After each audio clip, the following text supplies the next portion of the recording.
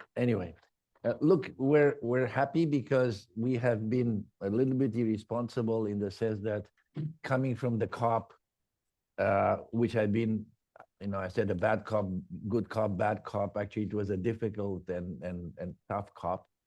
But we came swinging, and we haven't stopped since. And this is one of the, and we're at the end of 2 weeks of almost continuous papers being released and events happening. So maybe we like to stretch the envelope, but maybe we stretch the envelope a little bit too much sometimes. So it's a pleasure to be here. We've done over the last few days things on CCS, things on hydrogen, things of a lot of things. But as always, you go back to your first love. And I have to confess is that, I have worked on the emission trading system and on carbon markets. Some of you would be surprised, it's 1994 after Rio. So it's been a long, long time, and I still have a soft spot for the emission trading system. So we kept the best for last. And today we are focusing on a project that we are undertaking, a project that we're very proud of, a project that for which we have, again, we're very proud to have the support of many of the industrial organizations in Brussels and the electricians in Brussels.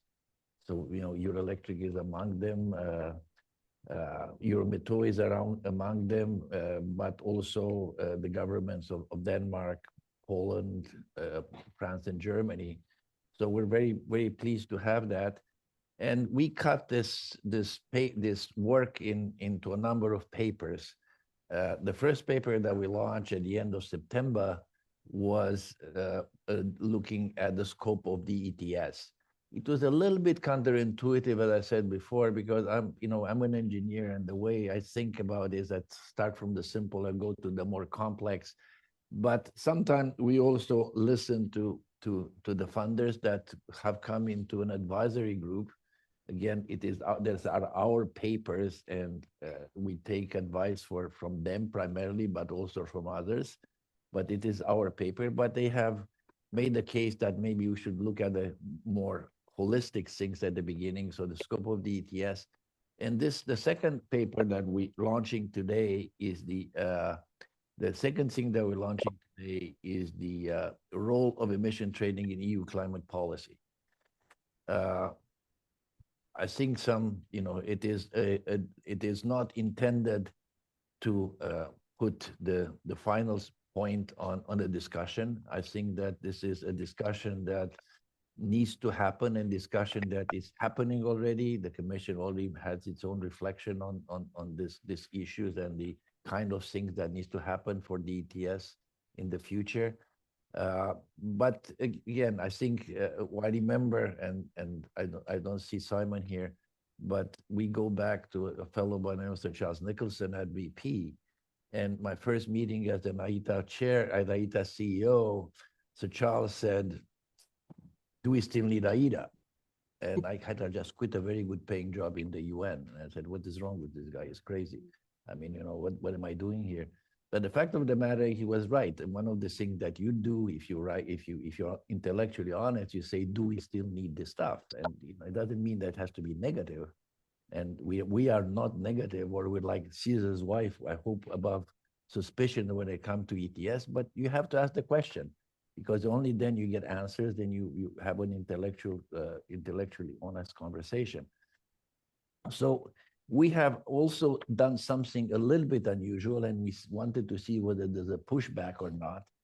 And we have written the first paper on the scope of the ETS, ended up with 105 pages. I don't know how many of you have read 105 pages. I have no idea, and I'm not asking before Christmas.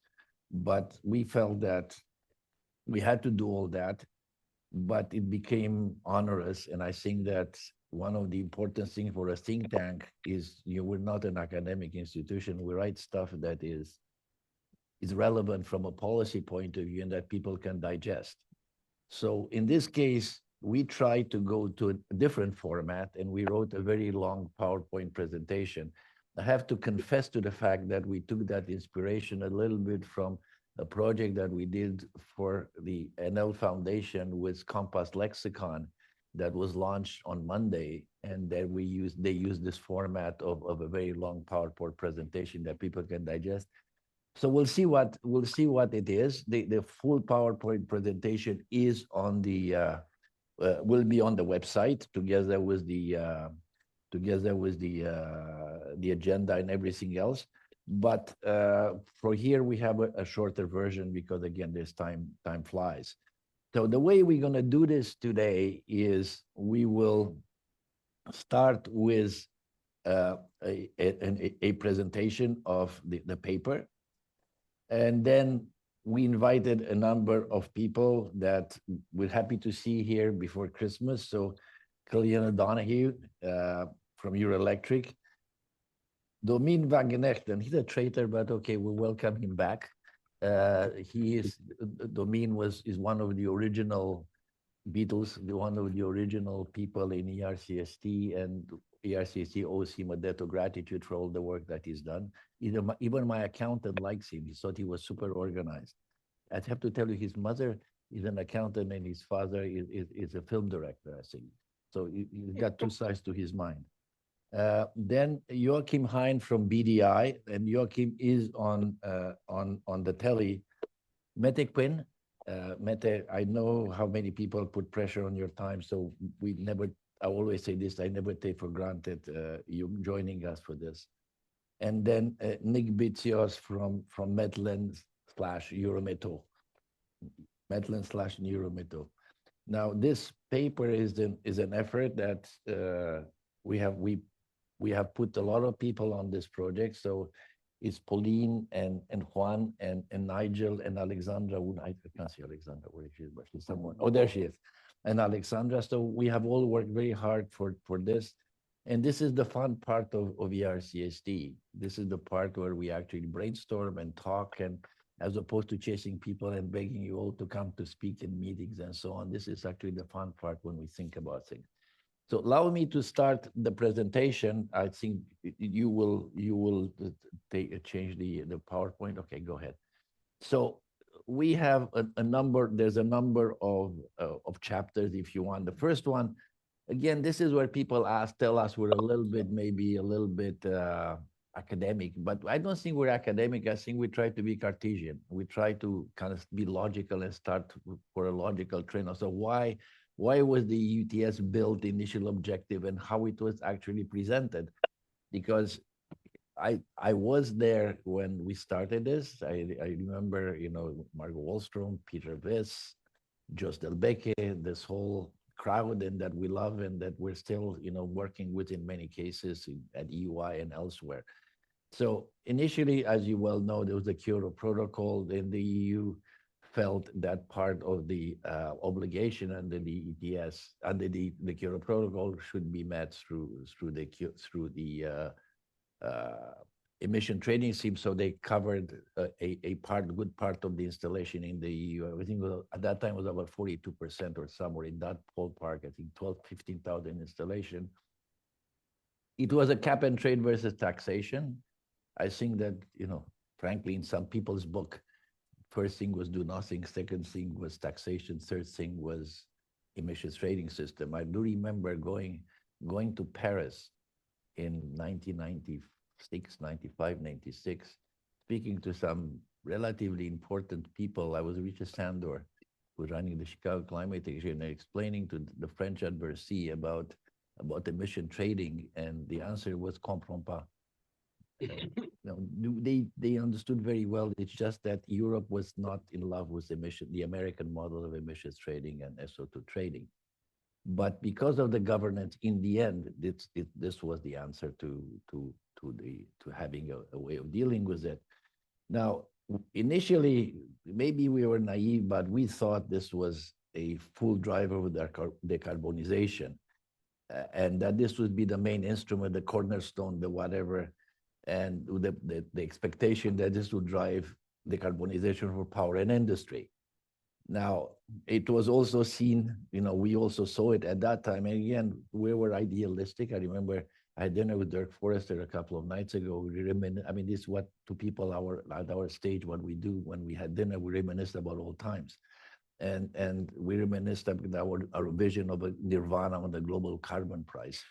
But it was the fact of the matter, we saw it as a way of decarbonizing in the most efficient and effective manner, to send a carbon price for asset allocation and arbitrage between different energy sources, an instrument to hedge risk by using financial instruments, to induce innovation, to a start toward the global carbon price, and to position the EU in international climate diplomacy. It sounded like a really nice thing to do. I ended up in doing this kind of stuff because we did, I learned about this because we were exporting from Canada power to the US and we're internalizing SO2 prices. And this is how I learned about internalizing externalities, environmental externalities. Sounded very tempting and very appealing. Next, please. So in terms of the evolution, the initial objective was to reduce GHG emission in the most cost-effective and economically efficient manner. The current objective in 2023 is to reduce emission cost-effective, economically efficient manner, to contribute to reduction scientifically necessary to align with the climate law. We have a climate law now. And then to commitment to, if international, there has to be some attention being paid to international climate change. The EU climate diplomacy has also, in respect to climate change, had evolved over time. I would say something controversial here. Article 2 of the Framework Convention on Climate Change referred to controlling concentration of GHG in the atmosphere. I question whether our policy is aligned with that. I think we're more concerned about reducing emissions as opposed to the concentration in the atmosphere. I'm not saying we're not concerned with that, but the two are not necessarily equivalent. The two are not necessarily equivalent. So are we concerned about what we emit or how much is in the air? That's a very big difference. And there had been changes in the trading period as we went, and that affected the architecture, governance, and addressing the way you address a specific objective such as carbon leakage protection. Next, please. Now, I'm not going to go through this because I think, I mean, I'm selling, what am I selling?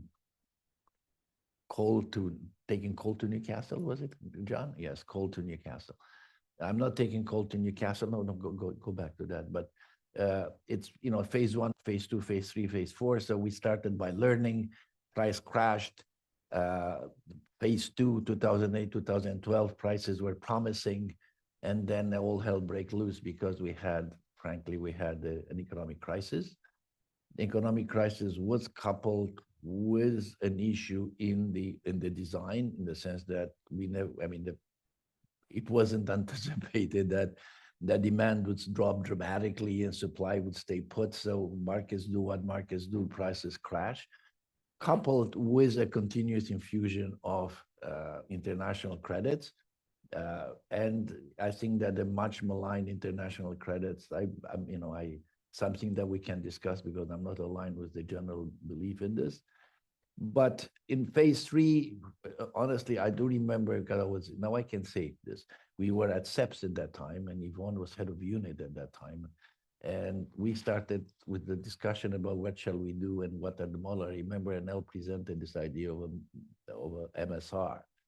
And in the end, slowly it became accepted thing, and it was introduced.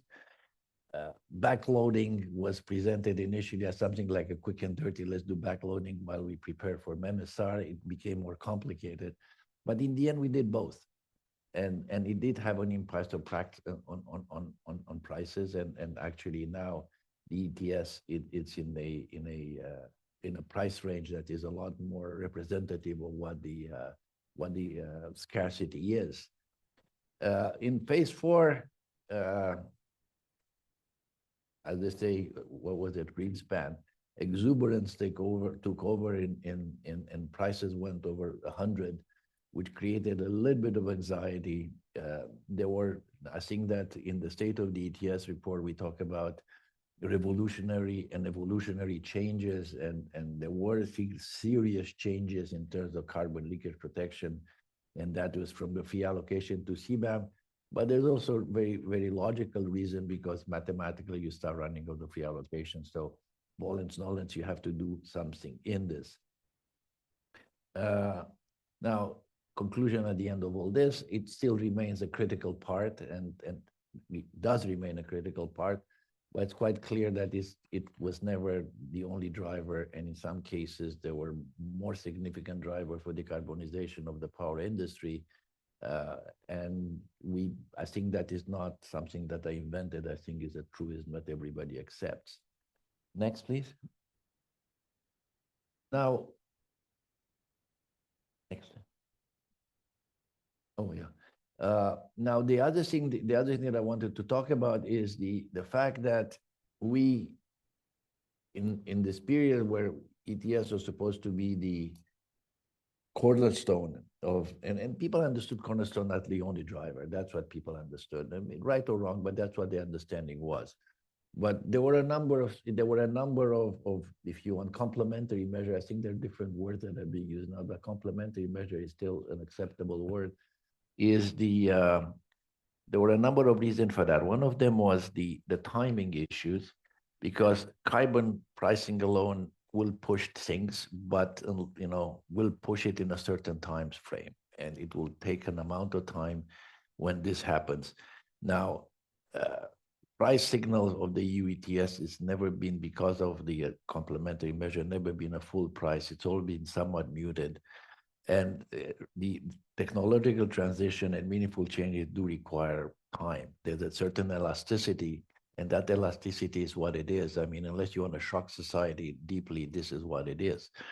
The acceptability of pricing and cost challenges, again, what I'm going to say here is probably not politically correct, but the fact of the matter is that when you put the price of carbon, that's what you do, and all these things together in a visible price of carbon, is probably not a very popular and politically good thing to do for any authority. So the price and cost of carbon have been muted through a number of measures in terms of complementary measures, in terms of free allocation. So all these, there's always been a price management, or it is, by desire or by fact, but there's always been a price management of some sort.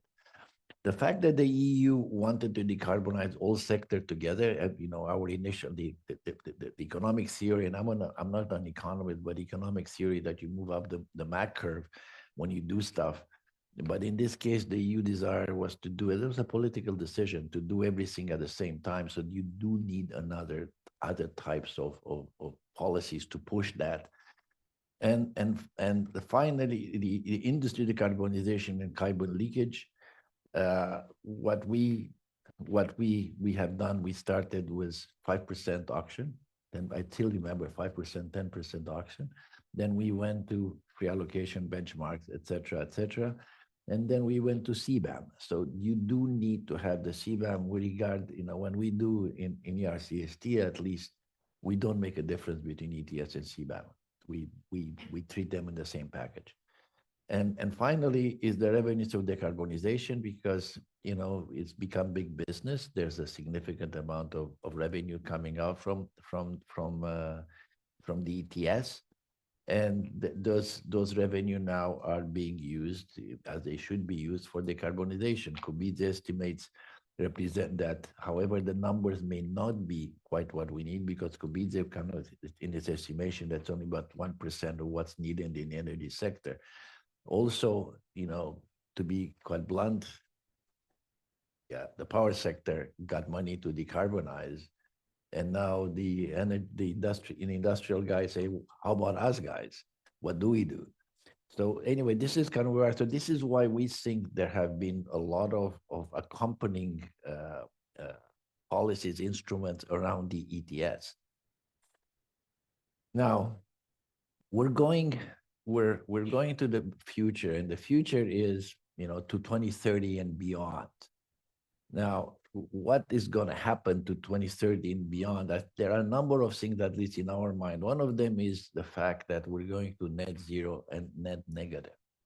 Net zero and net negative, it is required integrating technologies such as CDR, and expanding the ETS to cover other sectors. I mean, it's maybe it's a mishmash here. We're providing a problem and a solution, but that's what it is. I think net zero requires it's a change. It's not a normal behavior of what we've done in the ETS so far. The market is tightening, and I am not a Cassandra, but I do believe. Look, I did live with a trading company in Geneva, and it should do that when you're younger because it's quite a fascinating bunch of people. And if in 2039, under the current architecture, you're running out of free allocation, I can tell you that the guys in Geneva and in Ganvor and Mercury and all these people are going to discount that. But 2035, 2036, they're going to start discounting that. So you need to do something about liquidity because a market with a not enough liquidity and bad price discovery, you better not have a market because they give you bad signals and a lot of fluctuations in the market. Then balancing carbon prices. We are, and this is, I'm not sure this is the decade of death or whatever it is, but it's clearly a very, very tough period for a lot of industry in Europe. What you're going to need past 2030, you're going to need some very significant carbon prices in order to decarbonize. And so you're going to move up the MAC curve. And so you're going to give a signal potentially to people at a certain level, but then you're going to kill the guys below. So that is not an easy balancing act. It is not an easy balancing act. I'm glad that I'm a think tank because I can pontificate, but Meta and colleagues will have to manage this in some ways. It's not an easy thing at all, but there needs to be a stable and balanced price signal, which also calls for probably other measures to be put in place. The competitive international pressure will accentuate, I'm thinking of the World Business Council for Sustainable Development. Bjorn Stixon told me that, hey, when they came from Rio, they're all brothers, but now all of a sudden they're all competing with each other. So the Business Council was a different environment. The same thing happens here. It is not €5 a ton anymore. It's not €15 a ton anymore. It's €100 a ton. €100 a ton, unless somebody is sitting on very, very fat margins, is going to affect. So you're going to have to take that into account. And then the societal impacts. We live in an increasingly tough environment. We're seeing already, the mighty German Federal Republic is running out of money. The French are at 6% deficit. All this stuff needs to be taken into account, and this is going to affect other things. So you take money. And we did a study with IFO. And basically what Clemens Fuss told us is, in his study, he said, listen, you got a choice basically between investment and consumption. And this is going to affect consumption in a very serious way. So consumption means what you buy for Christmas. So this is real. Next. Now, coming to the last part, it is the role of emission trading in the EU. So we saw there were a number of questions that we're going to ask is what kind of price signal can we expect? Do we expect past 2035? Can it continue to provide price discovery with its low liquidity? Is this a viable instrument? How will it function in a net negative world? Can its life be extended? Because at some point, you extend life, but it's not going to live forever. Nobody lives forever. Can life be extended by needing liquidity? Is there a different governance level needed? I have to confess, I am of the Christian de Pertuis school of thought, and that I think that this is a market that we're managing, and I think that we should start thinking about this. Other instruments needed, CCFD, and what are the changes requirement? So these are some of the questions that we kind of ask ourselves, and then what we thought that we put it in two buckets. One of them is that you need measures to adapt the ETS to new environment. The second one is you need complementary measures. Why? It may or may not be the perfect instrument. It's never been a perfect instrument. It may or may not be the right instrument post-2030, post-2040. But realistically, politically, realistically thinking, the ETS will be around. it will be around because it is something that is now part of the European approach to decarbonization. And we think that if we're serious about policy design, I think we really do need to think about how do we adapt it and what do we put around it in order to be able to function properly. What we said in terms of measures, and we'll go into this address carbon market liquidity, functioning in the net zero and negative world, and how do you address market behaviors such as volatility and the emergence of continuous emergence of different type of surplus. One of the things that we as ERC have problems, we always had problems with, is the fact that the EU and the MSR is kind of killing all kind of surplus without regard of where the surplus comes from. Again, it may be a theoretical thing, but we think it's important. In terms of complementary measures, uh, how do you address the need for a high price of investment without killing the rest of the guys below the MAC curve? And how do you deal with competitives and carbon leakage? So let's go to that first one. It's so addressing liquidity. I think that CDRs are going to have to play a role. International credits, and we're not naive. We are not naive. I am an internationalist. I like international markets, but I also know that industry is not super happy to play for somebody else to decarbonize and compete with them. I don't think that is in the cards. But I think there will be certain types of credits, probably more around CDRs, that will need to be explored with certain clear limitations and guidelines. I mean, we have to be politically realistic. But then what you have is geographical expansion.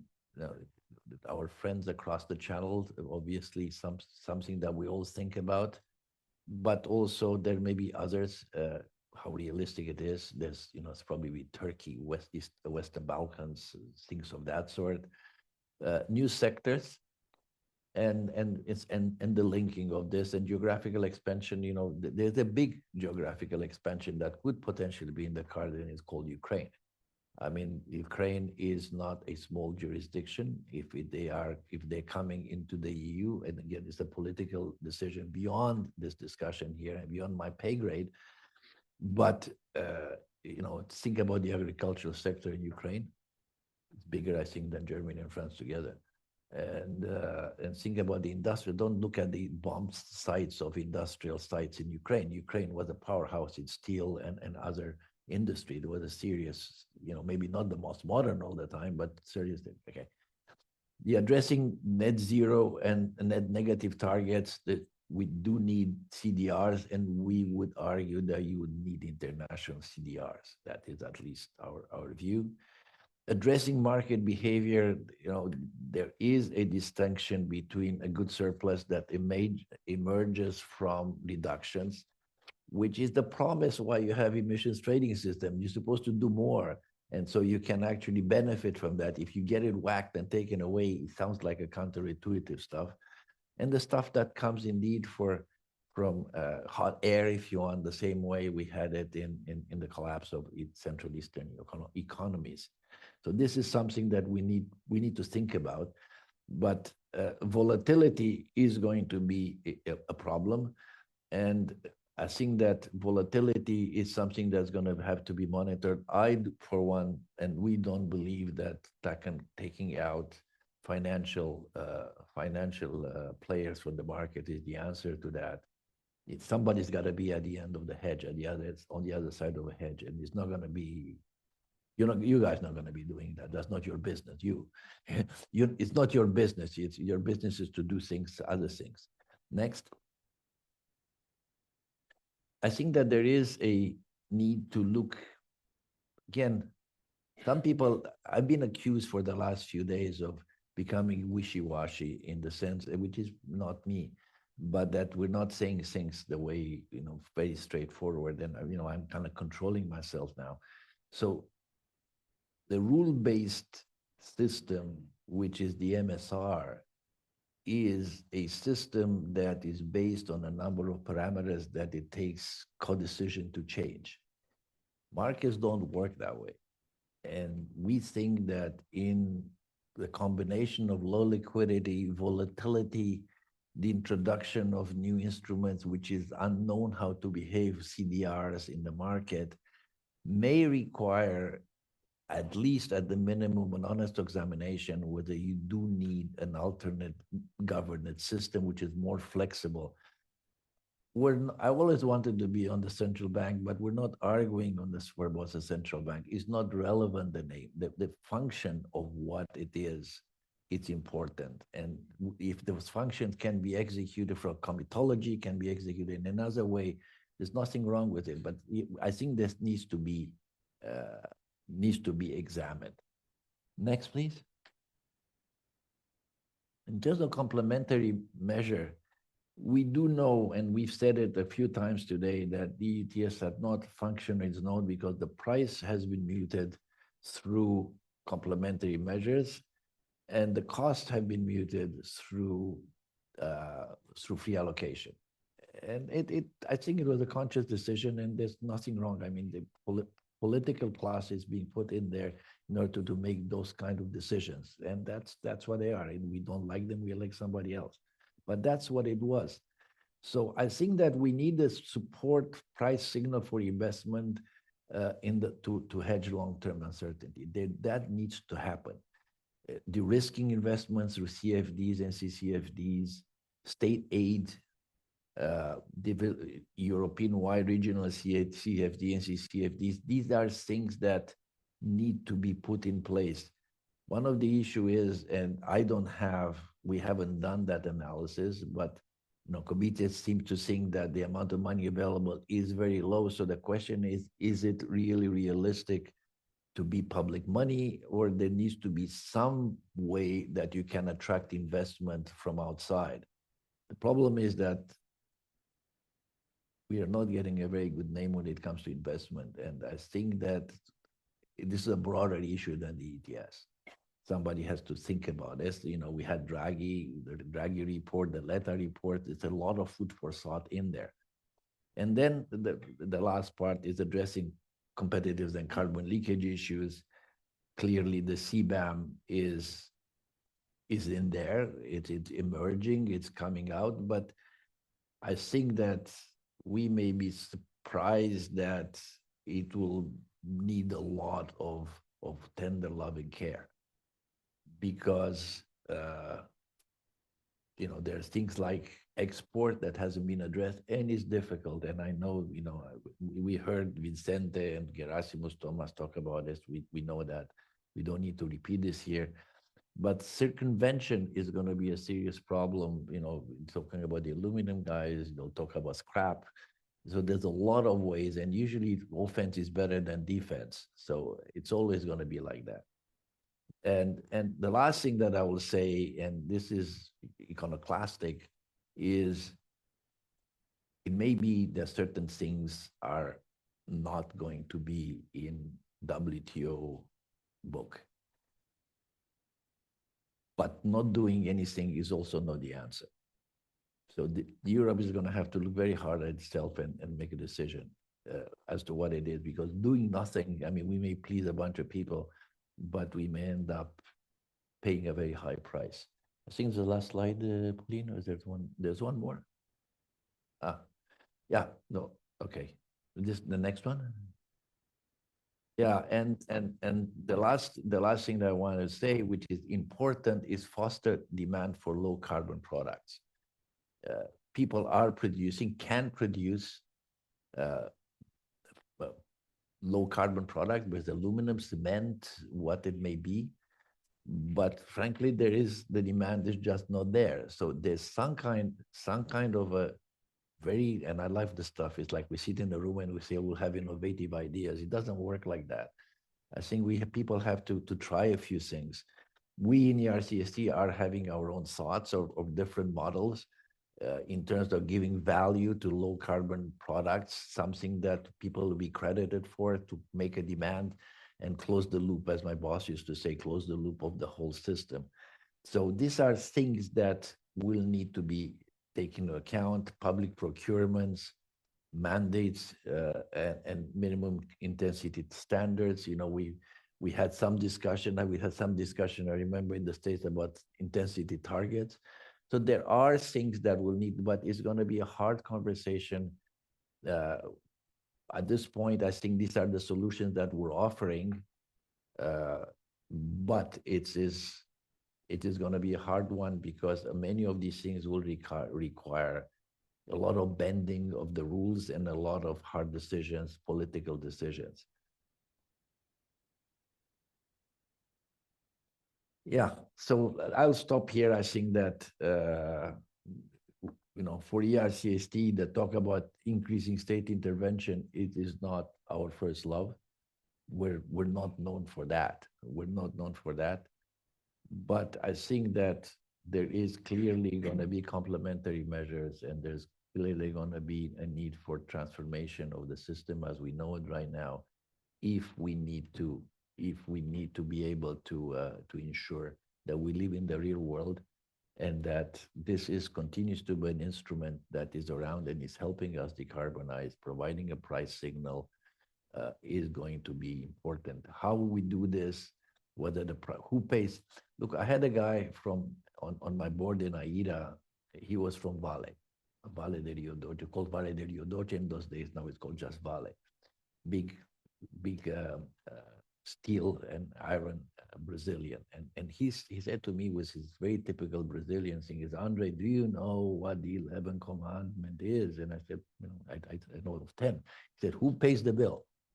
The 11th commandment, who pays the bill? Somebody has to pay the bill. There is a bill to be paid. And whether, society had to socialize it, or individuals in companies pay, but somebody pays the bill. And we have to accept the fact that somebody's going to have to pay the bill. So I'll stop here, and I hope that it was somewhat interesting and useful for the conversation that will start, because we are not policymakers. We are not policymakers. There are other people, maybe it's part of the senior team that makes those kind of policy choices and offers to the other two branches of the European institutions. We are here to offer our views and to provide some ideas that hopefully some will adopt, some will reject, some will like, some will dislike. So I will start. I will not go in the order that I have here. Mette, would you like to go first? It's a point of trying to thank you very much for being here today with us.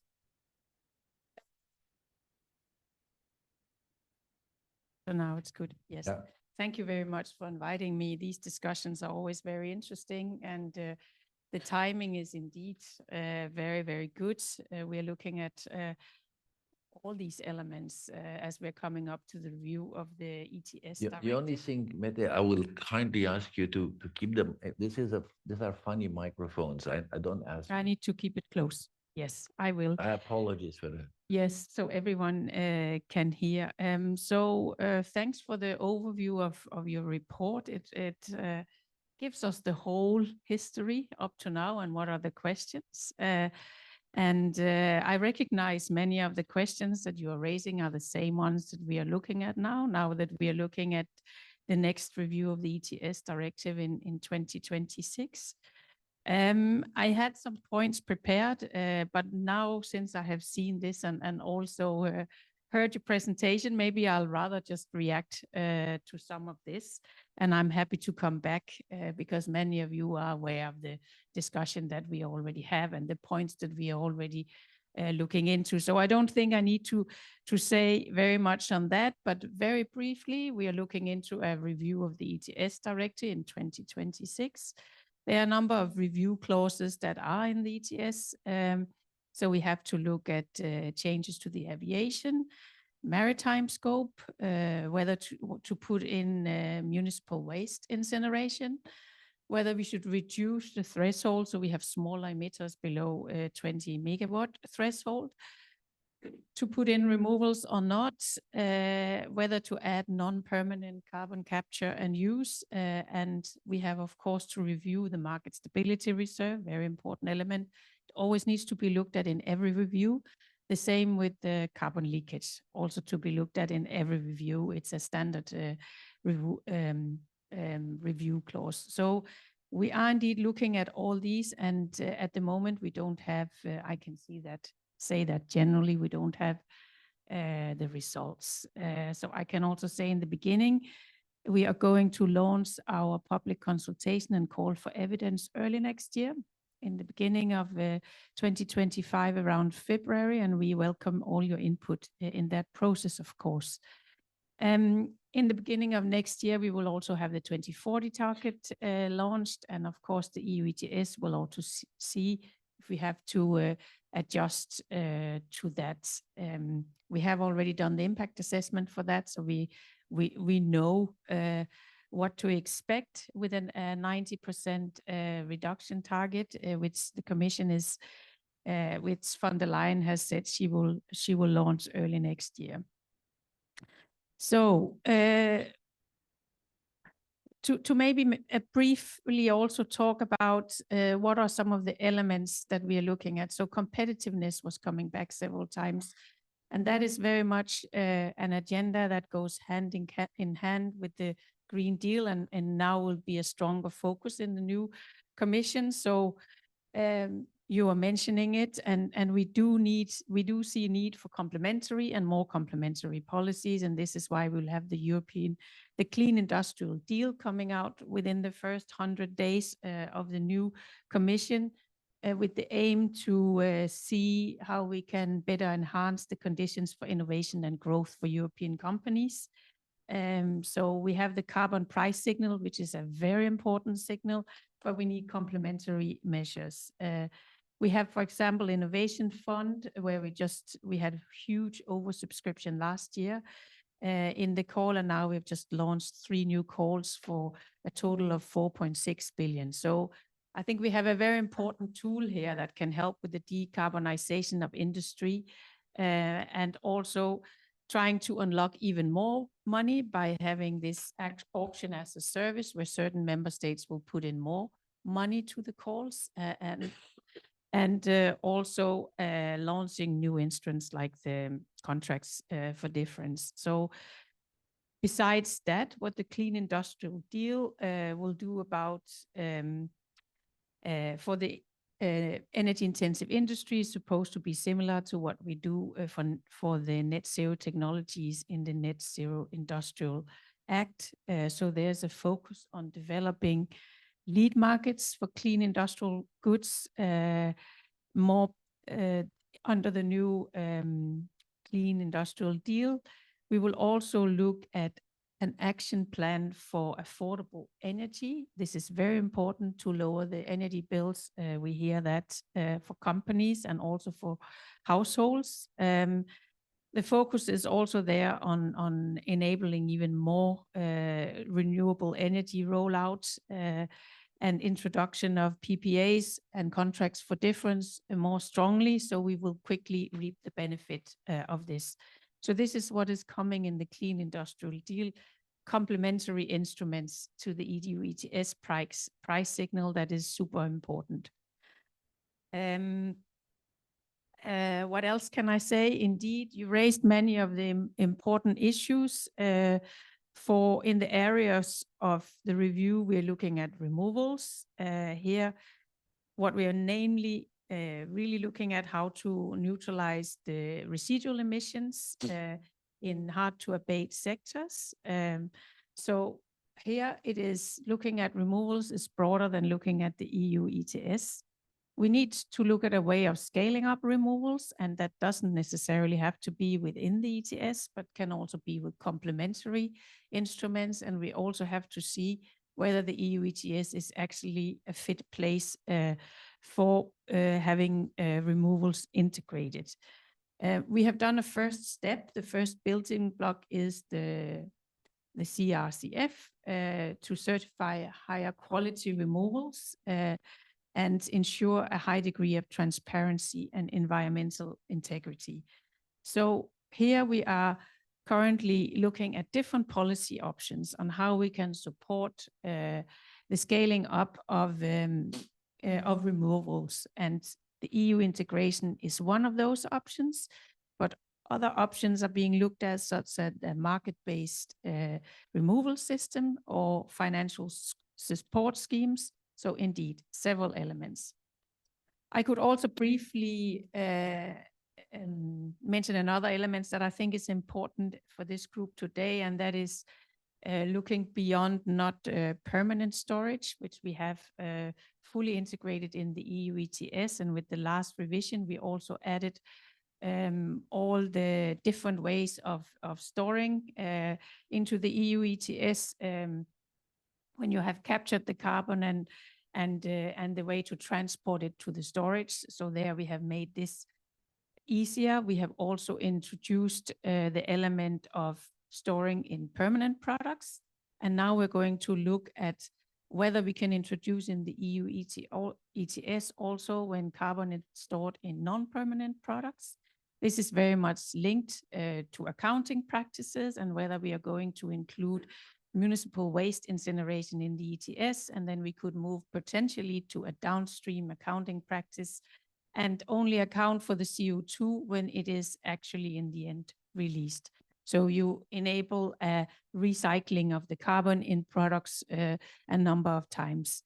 So this we have to look at as well. But there we have to be very sure that we don't have any double counting, and that we also, so we put on par these recycled CO2 molecules with the fossil-based molecules. But we also have to see that it doesn't create loopholes. That's very important. So this is an element that we really look into. And finally, on the market stability reserve, I agree with everything that was said. We need to look at all the parameters, look to make sure that we maintain the good surplus in the system and not the bad surplus in the system. And this is why we need to look at all the parameters, the intake rate, the release rate, the thresholds, all of this. What I can say on the market stability reserve is that it functions very well as it is.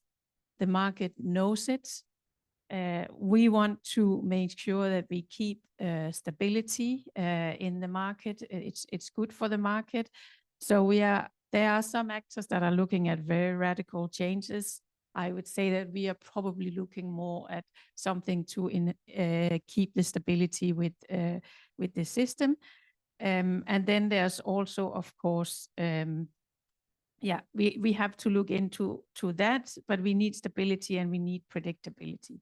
And then finally, as I said in the beginning, we will also need to look at whether there's a need to align to a new 2040 target towards climate neutrality. So this is just some first remarks, and then happy to discuss. Thank you. Thank you, Mette. Look, appreciate one thing that I don't want to raise it now, but I'll try and raise it. There is this issue that at least it came into focus in my mind about the fact that the price and the cost in the EU ETS has been managed, if you want to put it that way. I don't know, it's not necessarily a bad word. And no thoughts about the future, but let's move on and we come back to that later, if that's okay. Killian? Thank you, Nete. I know you can't because you've got people on we got about how many are there? I can't remember. 200, 150 people on the video. So good morning, ladies and gentlemen. My name is Killian O'Donoghue.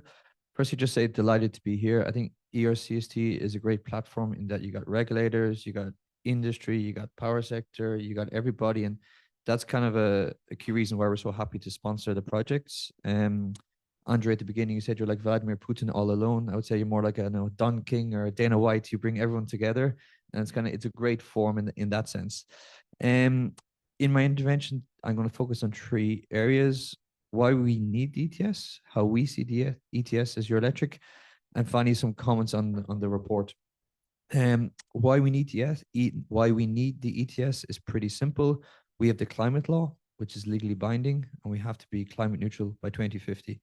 The best way to achieve that is to put a price in carbon. We're not going to have a carbon tax in Europe, and ETS is the second best system. So we should work with this system and commit to this system. That's kind of a clear position from our side. How we see it as Eurelectric, the transition is essentially a transition of vectors. We're moving away from fossil fuels, largely to decarbonized electricity, which is 75% decarbonized. when you compare a vector like gas to electricity, you need to price in the externalities. That's why you need an ETS. So I think that we need to be clear on that. So now to dive into details on the report. First, I would say it's a very well written report. We went through it with the team, Joanna, and we just thought it was very well written, very clear. In terms of the issues identified, we see a big issue with a liquidity challenge, particularly late 2030. And the kind of the solutions you identified to address liquidity challenge would be ones we agree with, and we need to find solutions there. Next is carbon leakage, which, let's be honest, this is going to be the biggest aspect of the whole debate going forward. CBAM has its limitations. I know from my background working for aluminium, it's quite clear it has limitations. So you're going to need complementary measures, which you correctly identify. From our side, we think you definitely need to create lead markets. You know, if we can produce steel or aluminium with a lower CO2 footprint in Europe, we need to create those lead markets via public procurement or via other methods. We probably need a stronger, cleverer trade policy going forward. I think that's the way we're going to go. We just have to be careful not to increase the price of goods too much. And one thing which is maybe not in the report, but should be focused on more generally, is just capital. You know, a lot of the technologies, when you transition, the OPEX is lower, but you need capital support to make that happen. That's ideas of electrification bank or other means. There's some processes, particularly processes which are below 500 degrees, which they could switch to electricity in the morning. We need to reform the tax incentives, and we need to give them capital to make that transition. A few other points from my side. Revenues from the ETS need to be well spent. I think that's very important. And we do think keeping the modernization funds post 2030 will be important to get the support of the Central and Eastern European member states going forward. Even within my sector, that's also very, very important. And yeah, I guess two final comments from my side. Kurt, the Director General DG Klima, is very clear. He says, we know very well how to do climate policy. The problem is we don't necessarily know how to do climate policy and win elections. And that's going to be the challenge going forward. As we put a carbon price in ETS2 and people start to feel it, there's going to be a pushback. We need to be clear on that. The Gilets jaunes movement was just the first step. So that's for politicians, but that's a challenge we'll need to find a solution to. And finally, on the competitiveness challenge, we need to focus on kind of what we can do well in Europe. We need to be clear, in the US, gas price is $3 MBTU, which is 10 euro to TTF. We're never going to have those gas prices in Europe. Yeah, Nick, you're shaking your head, but I can't see us getting anywhere near the US gas prices. That's the fact. And secondly, China can scale manufacturing much better than we can. Hopefully we can find a solution there, but the way they can scale manufacturing is a big challenge. So we should focus on what we do well in Europe. We have good renewable sources, so let's concentrate on that and double down what we've agreed. Thanks. Thank you, Killian. I'll move on to Domine. Good to see you and have you back here, Domine. And you know me well enough to know that I say that sincerely. Thanks, Andre. And a pleasure to be here. Thanks for the invite. So my name is Domine Wegenecht. I work at the climate change think tank E3G. I lead our work on EU industry. I had prepared a bunch of notes, and I think Killian said like almost all of them, which is not a problem. It's interesting to see how much we align in general. I think on like the need for the complementary policies, etc. So I'll give it a different spin. I think I'll put just my think tank hat on and talk a bit about like the politics and the observations that I see that also, come into the report. And first of all, congratulations on a very extensive and comprehensive report. I think, as usual, and I remember that from my time at the ERCST, trying to save the world sometimes, or like solve the world, at least, it is a very complex system. The politics are very complex, which means that I can't really disagree with a lot of the observations, I think, in the report. But I do think that they don't necessarily, sometimes there are a bit of a contradictory statements in there, where I think you rightly observe sometimes that, complementary policies are politically necessary. At the same time, there's also very much the conviction that, the ETS as such needs to drive something, which means that complementary policies shouldn't be the objective as such. Not really sure where you're landing, I think, at ERCST, whether it's necessary or not necessary, whether it's good or bad. It's a necessary evil. I think so, which brings me, I guess, to sort of like my first observation, which is like, it's all the politics, right? I think if, I look back at like, how long has DTS been in place now? 20 years almost, nearing 20 years. I think what we see is that whenever the market seems to be working and prices seems to be going up, politicians as well as market actors start getting nervous, and we don't want to see high prices because that is not necessarily politically desirable, which means that that is the driver for those accompanying policies. I think that is a good thing. As someone working on industry decarbonization, you need a comprehensive mix of policy instruments in order to change. So itself, that's not a bad thing.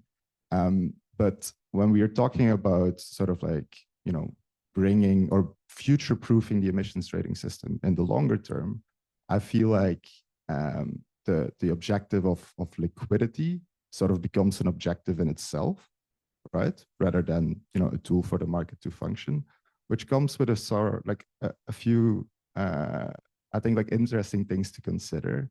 If we think about, what is politically acceptable price, for example, for industry decarbonization, that is very different from what we think is acceptable for buildings and transport, very different for, say, agriculture, for example. And this sort of like drive, from the economic side to say an economy-wide carbon price is sort of the most efficient, way to decarbonize. Probably agree on the economics. I disagree on the politics, right? The more you try to mix all these different sectors together, the more you're going to create volatility in the system, the less you're going to have predictability in the system, because some policymakers are worried about their agriculture sector, other policymakers are worried about the citizens trying to fill gasoline into their transport, into their cars. So I'm a bit worried that with this drive for liquidity, that we are actually creating less certainty instead of more certainty. Which I think is a very fundamental problem at the moment, right? Like if you are an industrial operator, you need that long-term signal, in order to drive investments. I think, looking at sort of where the price is right now, my observation, also very much informed by the times I was working at CST, is that price is not necessarily reflecting the long-term scarcity. It is reflecting short-term mix, which also means that a lot of the players are not necessarily hedging for the long term, which I think implies that they are expecting changes in the short term, right? They are not necessarily convinced that that long-term signal is actually credible, which raises the question what you do about that. And I think trying to give long-term signals through just saying, oh yeah, we'll keep on increasing the liquidity in the long term is just not going to solve, the politics in the short term. Which, I think it is a bit of a fundamental question on like, what does the long-term framework look like? And I think you have raised it as one of the questions, as something we are thinking about a lot as well, is that, is the emissions trading system something you want to keep by the late 30s, early 40s? ? And I think there's a lot of things to consider here. When we think about the power system, for example, right? Like it was the biggest emitter in Europe. A carbon price is super important to price those externalities. But if we start thinking about what the power system might look like in the late 2030s, vastly decarbonized, you might have a few peaker plants left. Do we want those peaker plants, to set a price for electricity that includes the carbon price? That is in turn making electricity more expensive. Well, what you want to do is electrifying industry. I think there's a bunch of these fundamental questions that we need to think about, whether, the ETS serves the right purposes when, we don't need to drive a lot of anymore. Which means that you can provide long-term signals and long-term clarity through other things, right? I think a carbon tax has been mentioned, and yes, I agree that carbon tax is politically sensitive. But if we think about a carbon tax in 2040, that covers a lot less emissions than it would have in 2005. So the politics are also different. I think it also doesn't need to be carbon pricing as such. You know, when we're talking about lead markets, we can also start talking about product regulation in general. And product regulation, you know, if you announce that nicely in time and sort of like make sure that that increases in stringency over time, can also give the regulatory and long-term certainty that you need to make investments. So I do think we need to open up that conversation a little bit.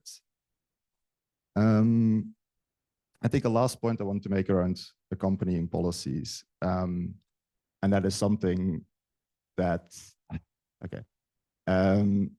If we look at the ETS right now and who's actually paying into the system, you know, free allocation is still available for the majority of industry.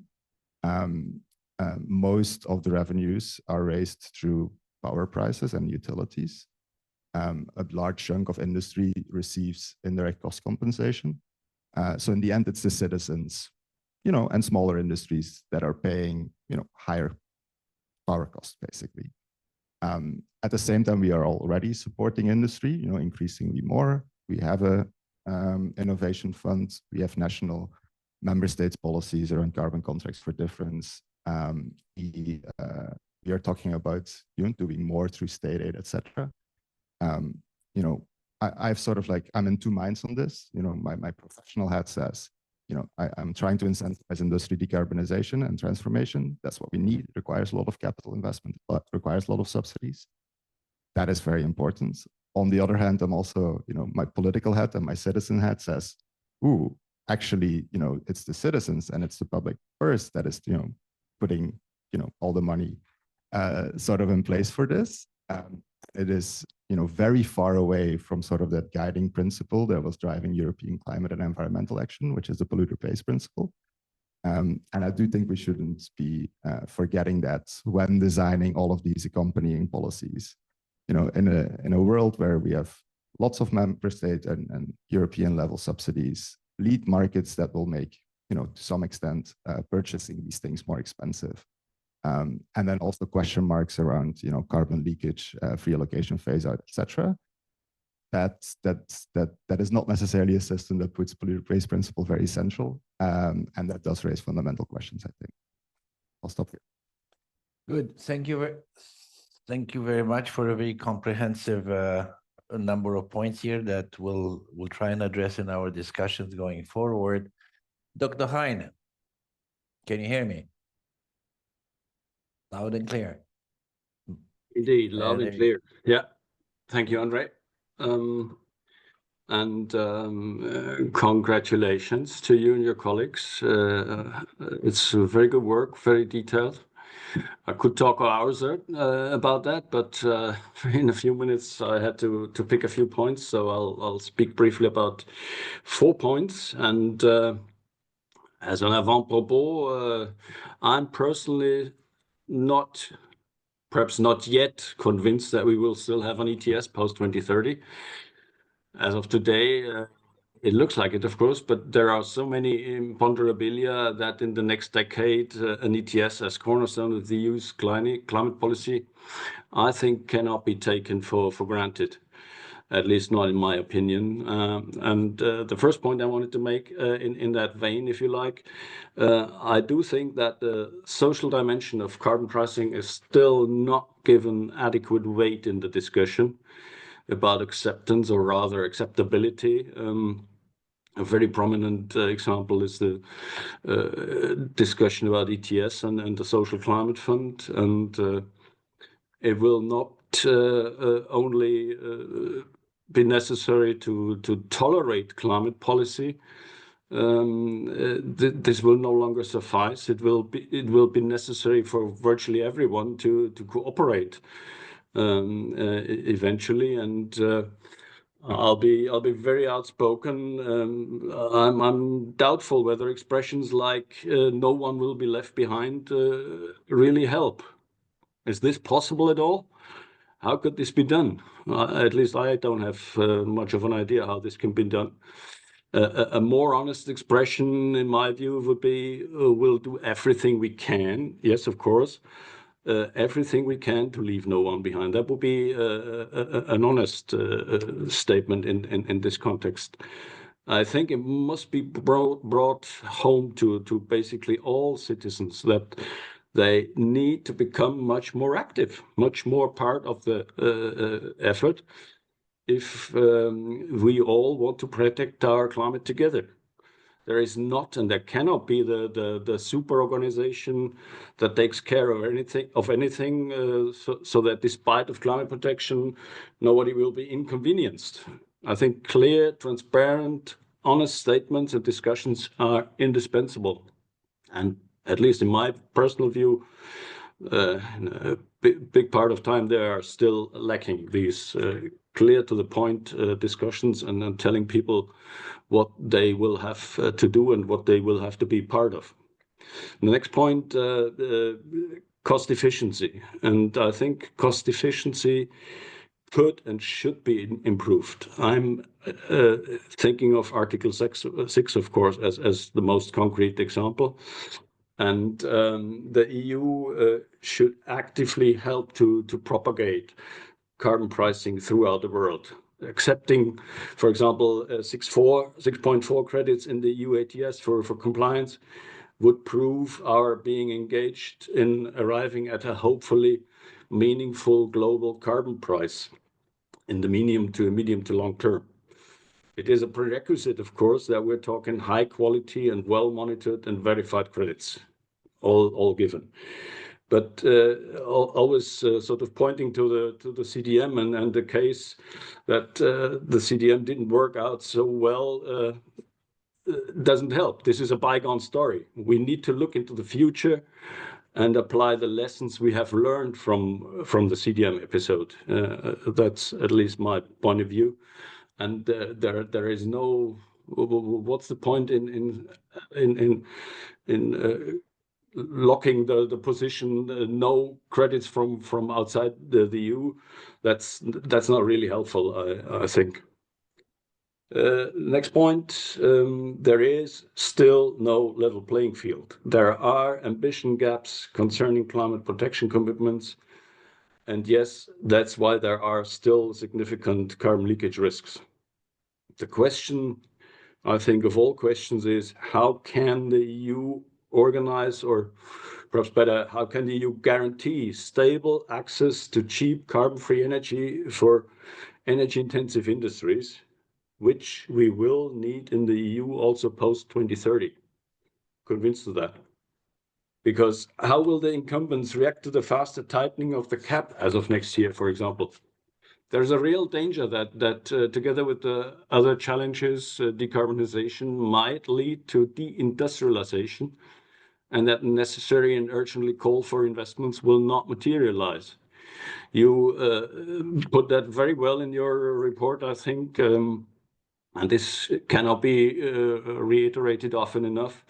High carbon prices do not, in any case, automatically lead to investments. High carbon prices plus huge regulatory uncertainty plus lacking or crumbling infrastructures for power, for CO2, for hydrogen deter investments. That has been I've seen that in the report, and I find it very good that you talk about this. The fourth and last point, removals.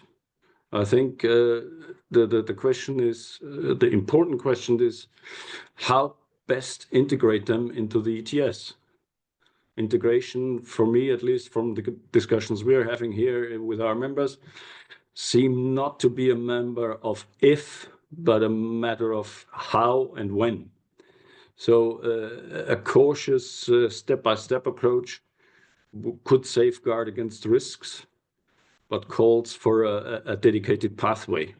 This pathway needs to create clarity about 2040 about the 2040 climate policy framework in connection, of course, with the 2040 target to be decided upon and the role of the ETS. With an ever tighter reduction cap, the transition from a mitigation ETS into a net zero or even a net negative ETS must be carefully managed, we think. And you know Michael Pahle, he's recently talking about a separate, a shielded removal trading system. It's an interesting idea, but the direct integration of removals into the ETS has some risk, of course, but it has also opportunities. So well-informed, thorough discussion also with stakeholders is absolutely necessary before laying down a pathway in legislation. To sum up, first point was not only take into account the social acceptability of carbon pricing, but strive actively to get people on board, eventually every individual. Second, bestow flexibility wherever possible onto the pricing system, Article 6 and so forth. Third, continue to remedy carbon leakage effectively and create favorable investment conditions with choices for potential investors so that the ETS can do its job properly. Fourth and last in this round, to create more certainty for ETS incumbents, think carefully about how to integrate removals into the ETS and indicate a clear pathway for what type of removal credit can be used when and for what. Thank you very much for your attention. Well, thank you very much, Joachim. I think that's quite clear and a strong statement, and strong statements we need, because in ERCST, we want to make sure that we're not pussyfooting around discussion, but we are actually kind of calling things the way they are. Nick, the microphone, please. Very much. Can you hear me now? Good. Thanks, Andre. And you often tease me for being a man with many hats. And I should clarify, I am here today on behalf of Eurometaux. So that's the European Non-Ferrous Metals Association. And the reason I'm here actually is because our Energy and Climate Change Director is currently sitting in a room not too far away from here in Montgomery, chairing our Energy and Climate Change Committee, where they are also discussing the ETS. So she's asked me if I can step in for her and relay the feelings that we have in that room, which, to be completely honest, are feelings of great concern, because Europe finds itself in a time of unprecedented economic and geopolitical challenges. We have almost every week now new news of factories across the continent shutting down. We have, at the same time as that, it's leading to us basically becoming a poorer and weaker continent. And honestly, it feels like the discussion that we have in Brussels is still going on as if it's business as usual. And honestly, the discussion on the ETS in particular absolutely terrifies me, because a year from now, we are going to start phasing out the free allocation and introducing massive new costs onto European industry, which is already on its knees. So there are two big things that we need to assess here. They were well reflected in your report as well, which is excellent, by the way, and thank you for that.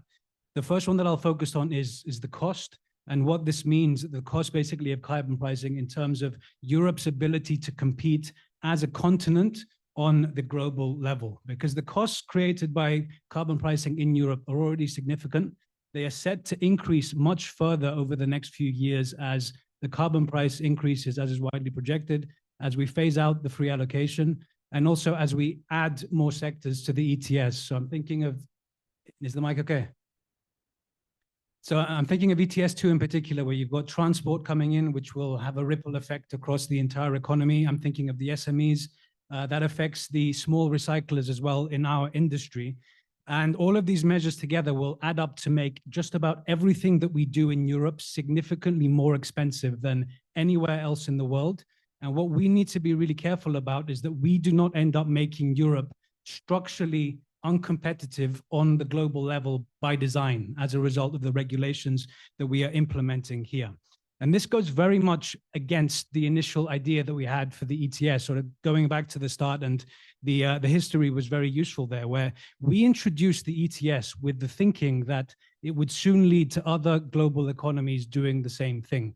And this is something that we need to keep pushing for on the global level. Andre mentioned before the important work that he's doing. Klima is also doing some very important work in this regard. But in the meantime, we need to also adjust our own policies and our strategy to the global reality, because just forcefully and aggressively increasing the carbon costs only on European companies is not helping anyone to decarbonize. And you can see this right now if you look around Europe, where we have no one investing, basically. You have a small number of flagship investments that have managed to secure funding from the Innovation Fund or from other similar sources, but no one is going ahead with investments based on the economic signal from the ETS. And this is a big problem. So we need, in order to solve this, firstly, we need to be very careful about the phase out of free allocation. Mario Draghi has some recommendations on this in his report. We are very unsure about the implementation of CBAM and how effective it can be as a carbon leakage measure. The other thing that is even more important for us as the non-ferrous metal sector, characterized by a very high degree of electrification, we need to prolong the indirect cost compensation scheme.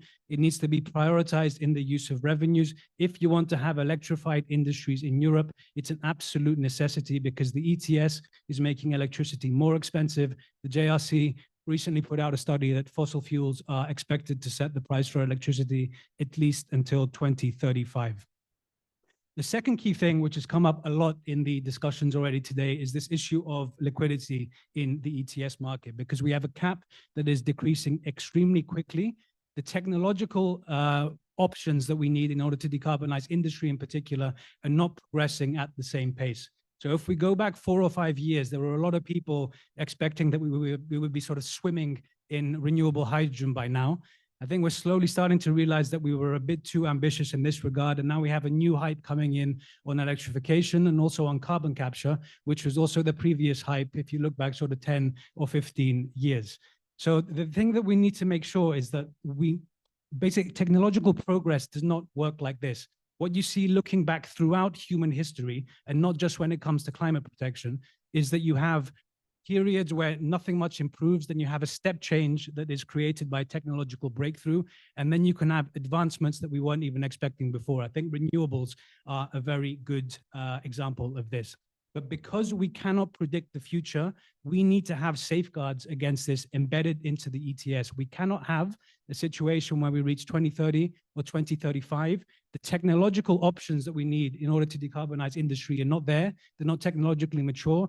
And we go ahead with the reduction of the cap and basically deindustrialize our economy because there's no allowances to go around. That would do nothing to protect the climate, and it would do nothing to help the European economy either.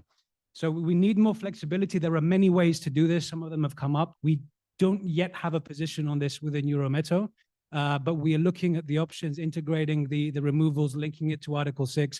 This is something that I promise next time we're back in the room, I'll bring you a more complete picture on that. But what we do already know is we need that flexibility in the market. We need more flexibility as well from the policymakers in terms of reflecting the more general sort of ongoings around us. We have an energy crisis, we have a war, we have elections in the USA, all of which are creating pressures and changing all of the investment framework in Europe as well.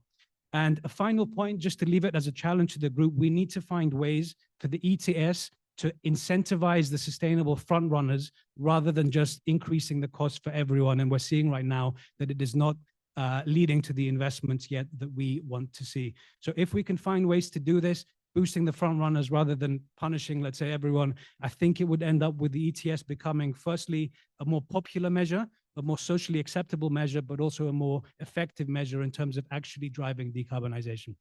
I'll leave it there for now. Well, I thought we were going to have a nice, relaxed discussion before Christmas, but it looks like somebody got fed red meat last night. Look, interesting points. I'll pick up a few things. I mean, one thing that I picked from you, Mary, was is the ETS the right place for CDR? I mean, this is a reflection that we need to think about it, the pluses and the minuses. I think it's an honest discussion that honestly needs to take place. You know, I may have instinctively certain reaction, but maybe they're not a good reaction. And so we do need to have that. And I think we have to be open mind. The capital support that you refer to, that it's important. I think that when you kind of question whether liquidity is becoming a slight obsession and whether that is the right thing. And at least from our point of view, you know very well that we have a state of the ETS report, and we have environmental delivery, market efficient decarbonization, and market functioning. Because if you don't have a good price discovery, you might just not well have a price discovery. So that's why it's not maybe it's obsession, because I did spend some time in a trading company, and I think we were obsessed with liquidity. It is a very, look, I tell you what liquidity, I'll tell you what liquidity is. Liquidity is, for me, is my house in Toronto, that I can sell it anytime and do whatever I want. And if you happen to have a nice house in Italy, which is beautiful, but the liquidity is very small, because there's an infinite supply of nice abandoned villa in Italy. So if you want to sell them, you can't sell it because the market is not very liquid. So do you want that kind of market in this? The answer is no, at least in my mind. The other thing that one of the reasons that you talk about all the different prices for different sectors, and we understand that. But the fact of the matter is that it's a political decision which we don't approve of, but it is what it is, a political decision to decarbonize pretty much everything at the same time. It is not according to the emission trading system credo, but so that's one of the things that we have. Yeah, the one thing that surprised me, and you surprised me with, you always surprise me, but the one thing that just surprised me was your call for examining the electricity market design. I think probably half of the electrician had a heart attack in the process. But so you didn't make any friends in the electricity sector, I think, today. But anyway, I'm just joking. I think that the points that Joachim made about the social acceptability and the transparency, and maybe we didn't express it very well and very clearly, but we did, when we said that the price and the cost was shielded, we didn't say that with great approval. I think that, sunlight is the best disinfectant. And I wish that we would see the real price of decarbonization. And I think that at some point you can shield it, but there's going to be a point that it's going to hit people, and the people will need to make decisions. So this is what democracy is about. The Article 6, you surprised me, Joachim, with Article 6, because it's interesting to see German industry supporting this and what kind of Article 6 stuff you want. I'm not saying you're wrong, but interesting to dig a little bit deeper about the level playing field and the removals. Yes, we do think removal. We did write a paper about 4 years ago about a separate, maybe we didn't circulate it wide enough, about separate market for CDRs. There's carbon storage obligation, carbon storage units. You can do things of that sort. And Nick, you also talked about the ability to compete globally, and the how do you incentivize front runners? How do you make this, and how do you provide the incentive? That's why this is where I think a market for low carbon products comes in, if possible, in incentivizing. Now, I would like to ask people that are in the room, but also people in the on the virtual meeting, part of the meeting, to if you are virtual, please raise your little electronic hands, and then we'll give you the floor. And if you're in the room, we do have a microphone that we can circulate, and we're very happy to take if you have comments, try and be brief. I know it's not something you can contain, that you do have to make statements, but in principle, let's try and be relatively short and snappy, so we can actually have a conversation. Emmanuel, you start. Nick, can you hand this over or pass it over to Manuel? Thank you. Is it on, Emmanuel, do you think? Should be on. Yeah, now. okay. Thank you. Good afternoon. So I am Emmanuel Brutin from Semburo, the European Cement Association. I just wanted to react to a statement that Domain made. So Domain, I think at some point you said when the ETS price rises, this creates nervousness amongst the industry. which I think broadly is correct. I just wanted to nuance it because in the cement sector, we're lucky enough now to have 12. I think it's about 12 large carbon capture projects which are being supported by the ETS Innovation Fund. What we're doing as Semburo is we're currently reaching out to the project directors of each of these large projects. And I can tell you actually they're more nervous by the ETS price being down because what they have to do is in the coming 2-3 years reach a final investment decision really on these projects for this project to be operational by 2030 ideally. And for this, you need a high carbon price. What they're also concerned by, and when you look at the critical factors to reach an FID, the feedback from the company is the water tightness of CBAM is absolutely crucial. And it goes hand in hand. I mean, without a higher carbon price, you're not incentivized to do an investment in a way. But if CBAM doesn't work, then the investment won't fly either. So both of them go very much hand in hand. The other things in their mind are very much about project financing, because I think we need to be clear, certainly for carbon capture, you cannot make a business case out of it in the current framework that we're in. I think, this will change over time, but today it is impossible. So indeed, it requires public support. The other thing which is very much in their mind is the issue as well of the value chain. And I think all these project directors are finding out that it is actually complex for carbon capture. You need to transport the CO2, you need to store it as well.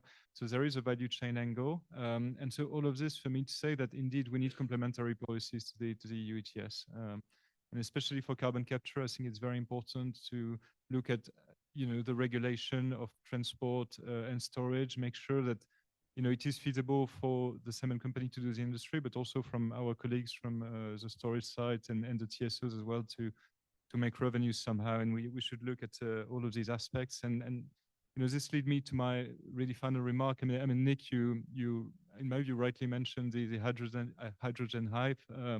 You also said a few years ago there was a hype about carbon capture, and I remember because I was working for a company which was involved in the NER 300 discussions. I think this time is going to be different because I think we've done away with this dream of producing clean electricity with carbon capture. I think now it's much more focused. It's really focused on sectors which have process emissions, industrial sectors with process emissions. I think that's the right focus. But indeed, to make this a reality, and I echo what Nick said, the situation is not very good today for all these people trying to have a business case to do the investment. So we need to work on quite a lot of levels, I think. Thank you. Thank you, Manuel. Dominic, you want to come back? I can't resist.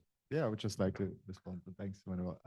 No, I think I was making an observation, right? I think a lot of the policymakers, and I think as long as the vast majority of industry is not yet, moving to these decarbonized projects, they won't necessarily like a high carbon price.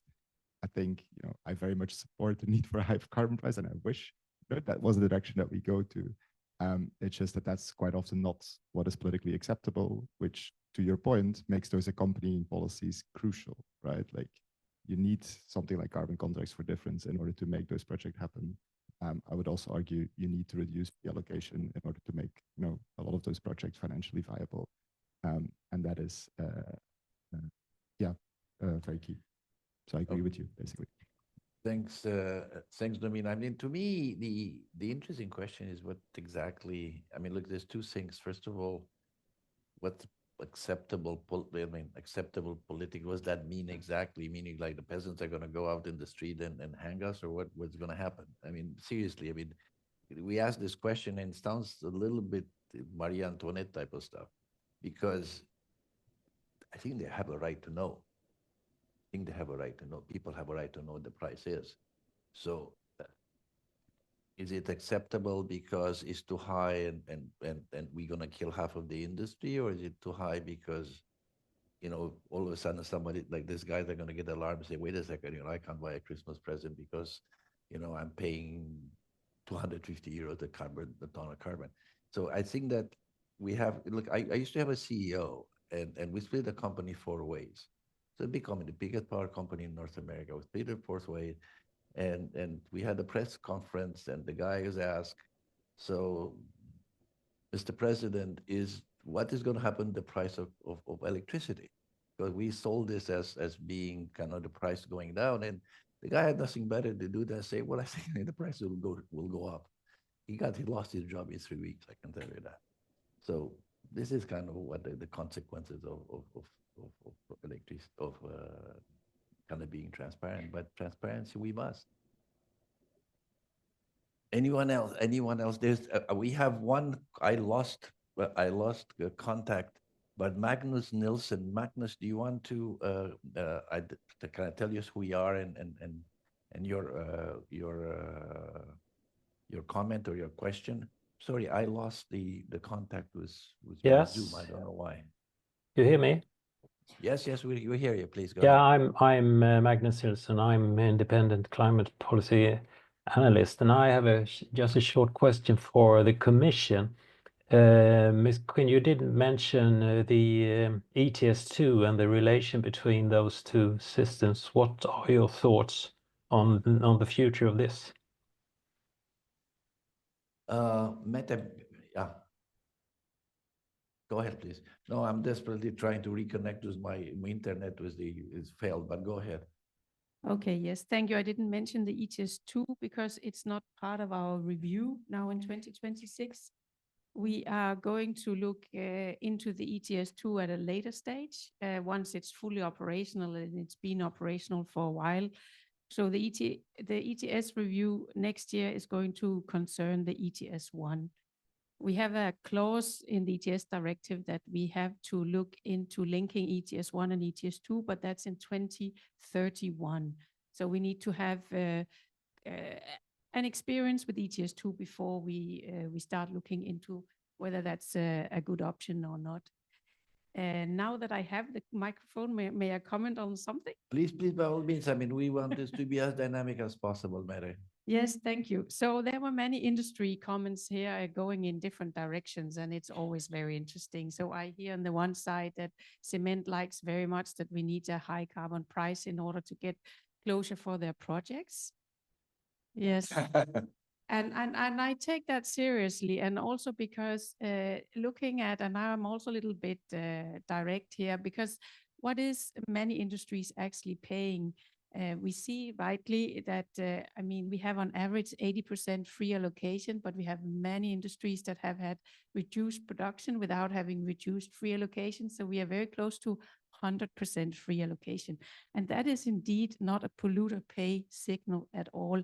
And we have had very high free allocation for a long, long time. And we have also had not so much this really radical move from industry. So I am thinking, and I think we need a very strong price signal for industry in order to move, and we need to look at that. So we do have CBAM. We have introduced CBAM because we can't have free allocation forever in a system that is shrinking, and I think we need to hopefully see how that works and how that works well.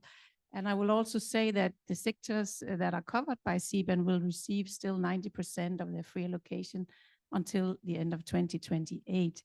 So we also have quite some phase in, gentle phase in. There's a long time where we know what's coming, and that is possible to react to it. Another thing I liked very much was, I think, the comment from you, Killian, that indeed, the electrification doesn't come only from the price signal, but there are many other factors like tax incentives for electrification. I mean, there we need to talk with member states. This is an issue that is seriously important to go to electrification. But also, are there incentives in the ETS? I think, yes, there are.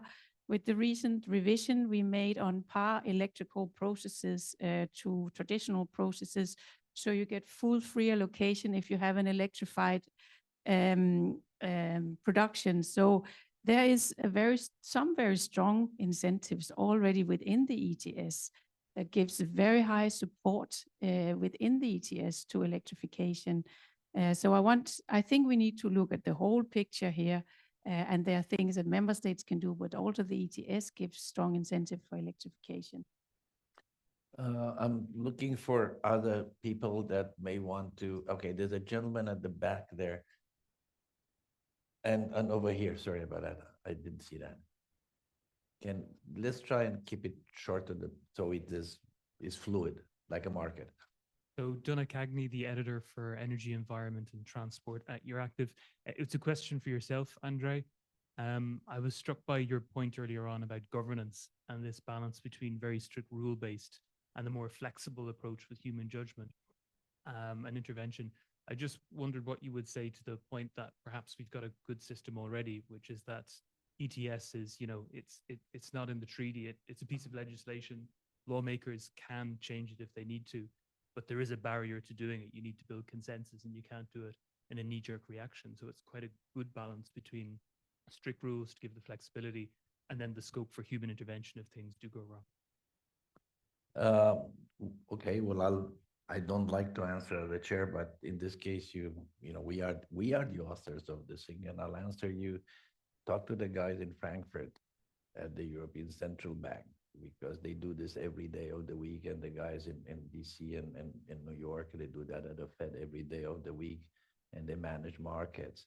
And this is, whether I like it or not, and I'm not a purist and I'm not an economist, but this is a managed market. I think we just make a very clear case. What's the price and the cost have been managed? It's not a hypothetical question. It's not a conspiracy theory. It's a reality.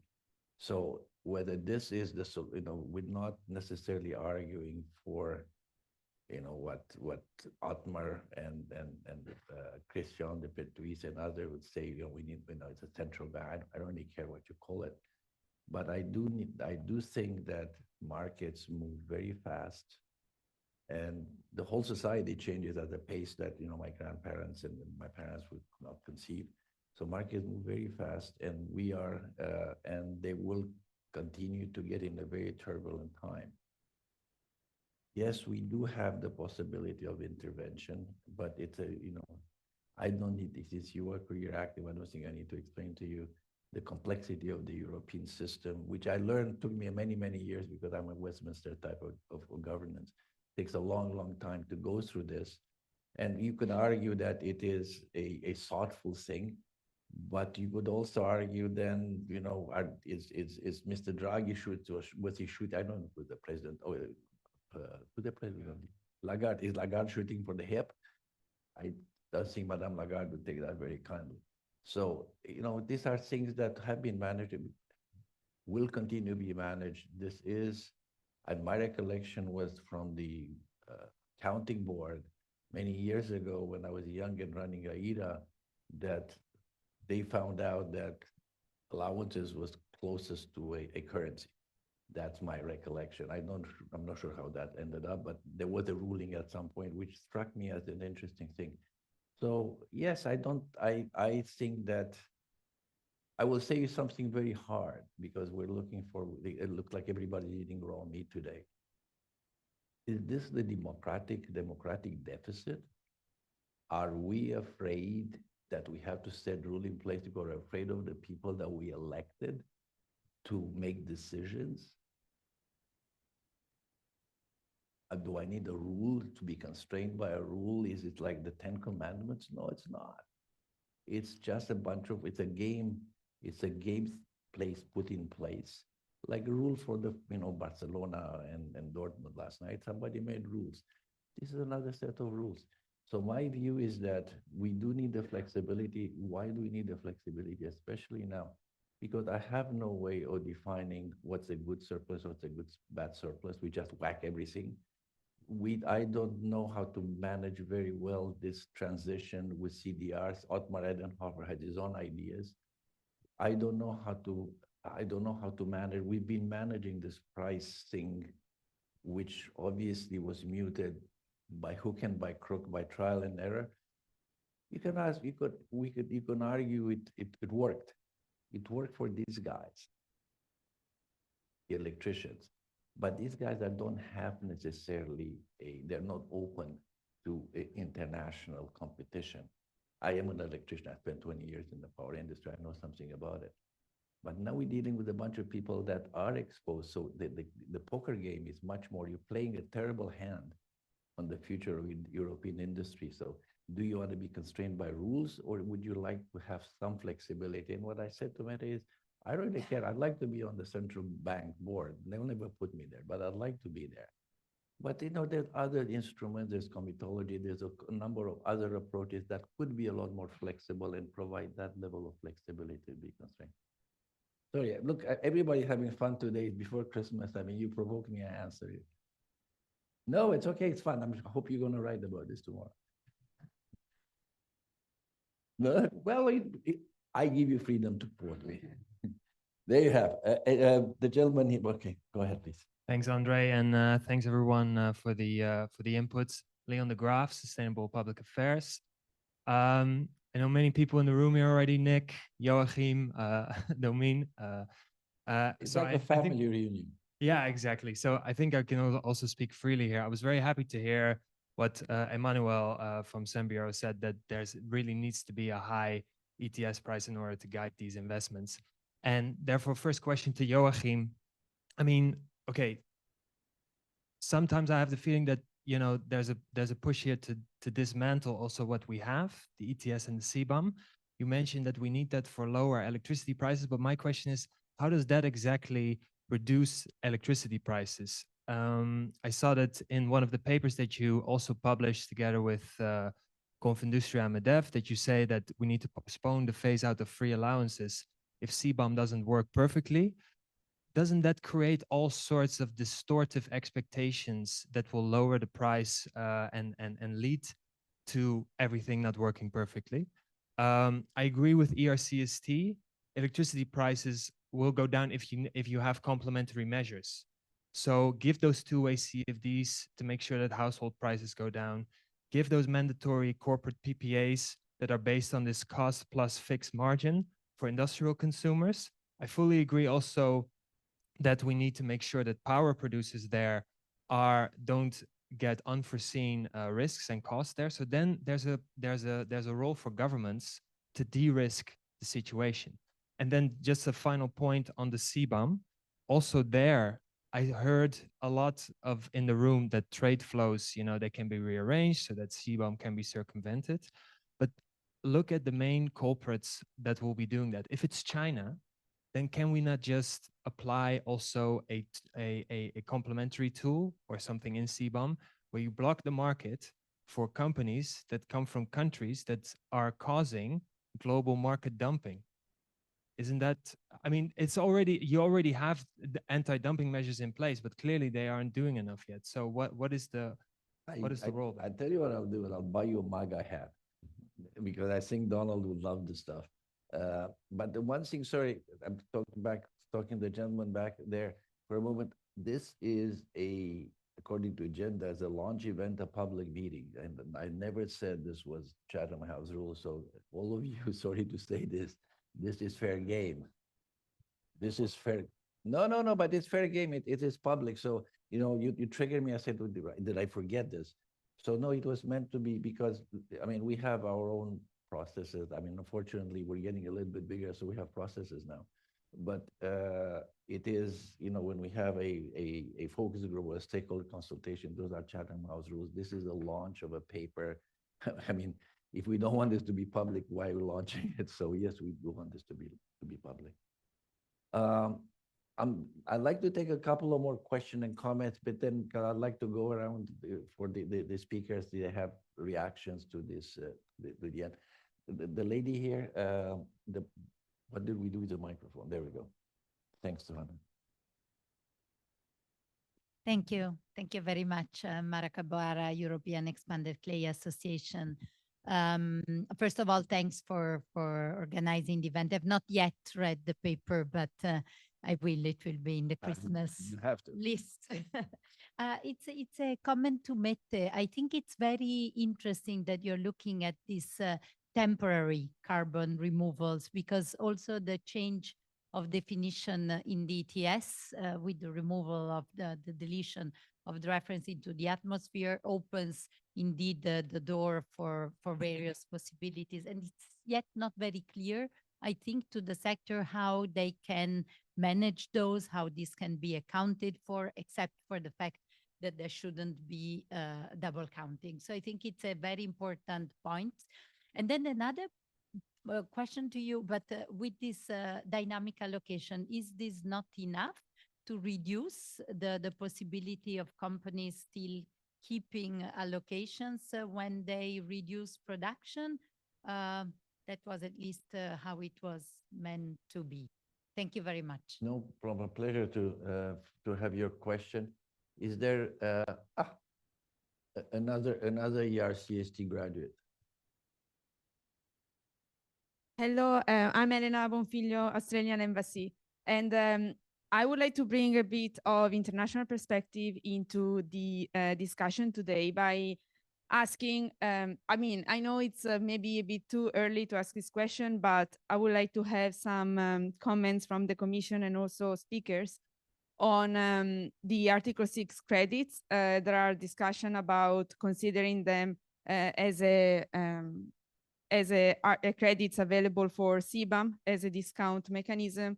So how this will interact with the ETS, and then more broadly speaking, how do you think this will interact with the EU NDC under the UNFCCC, which currently doesn't allow for international offsettings? Thank you. Maybe I told you this is, all of a sudden this is out of the genie is out of the bottle. And it's, I've seen like 2 papers and everybody's excited about this. But you see, the one thing about ERC, we're everywhere. We're even in the Australian embassy now. Anyone else? Oh, online. Sorry, apologies for this. Online. I don't know. Okay. How do I do it? Oh, you do it, because I think that I reconnected.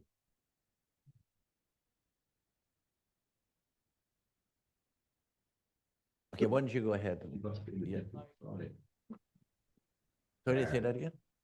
She's like carried. Sorry, I'm not sure if I'm on or. No, Lily, wait there for a moment because we got Okay. another gentleman here. Give us a second. Hi, Vikram from Frontier Economics. From Quick where? question from Frontier Economics. Quick question for Emmanuel. So you mentioned high carbon price if CBAM works. What, in your view, would be a CBAM that works, and does it include an export solution? Thanks. Okay, we'll come back in a moment. And Lily, you want to just introduce yourself and kind of give your intervention? Yeah, absolutely. Thank you. So yeah, I'm Lily Feigl, CFP Energy. We are a group who offers a suite of products to clients of industry. But my focus here today will be speaking on behalf of our view on EU ETS compliance. So firstly, yeah, thank you, Andre. Can you hear me okay? We're not hearing you very well. I think sorry about this. Maybe it's me. At a certain point, I used to be a diver, so at a certain point, I'm losing certain frequencies, but maybe you speak a bit slower. That's Germany as well. Okay.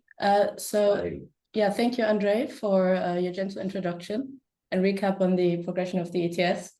I'll speak a bit louder, perhaps.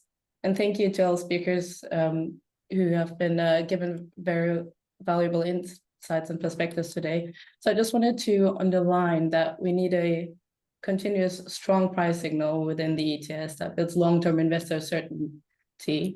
And that is looking at Mr. Bitzio's statements on the challenges for industries, which definitely we respect that decarbonization, especially in the short term, has its challenges. However, if we look at decarbonization toward the 2040 and 2050 targets, we need to overcome these short-term challenges and look at the the landscape that oh, I'm cutting out. Right. Go on, please. Where expenses Sorry, I'm having issues. Right. So in the longevity of the ETS1, that will mean that we are going from industry internalized cost to an opportunity of revenue on many ends.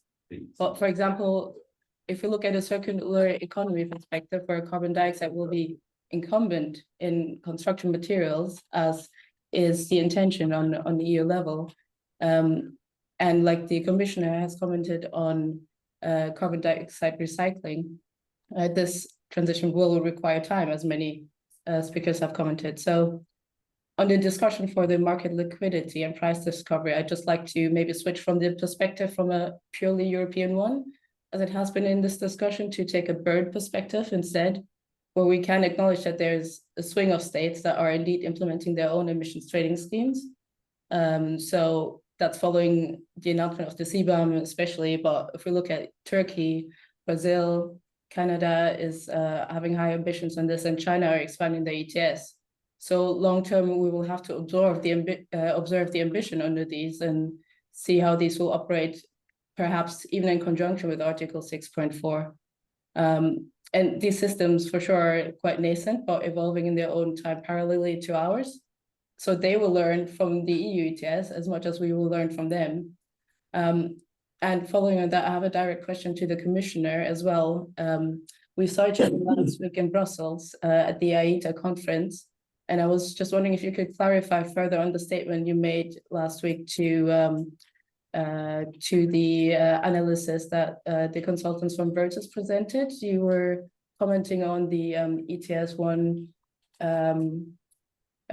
cap progression about it going towards 0 in 2039 or 2040. And your comment was that this would be much later in reality. If you can just expand on that view. Lily, you told us a lot, but you didn't tell us where you're from. Oh, I'm with CFP Energy. Sorry, I think that was in the beginning when I was cutting out. So yeah, we're a group offering a suite of products within the compliance carbon and voluntary carbon sector. Okay, thanks a lot. Manuel, I'd come to you first because there was a question direct to you, but then I'll like to go around the table and go in reverse order. So please go ahead, Manuel. Right, so I'm going to try to give a quick response to what is a CBAM that works. So today we're importing 10 million tons of cement into the EU. This has made a jump of 300% in the space of 5 years. A CBAM that works is a CBAM where every single of these imported ton is accounted for. Provide the CBAM report with basically the estimated emissions, and these emissions are verified externally.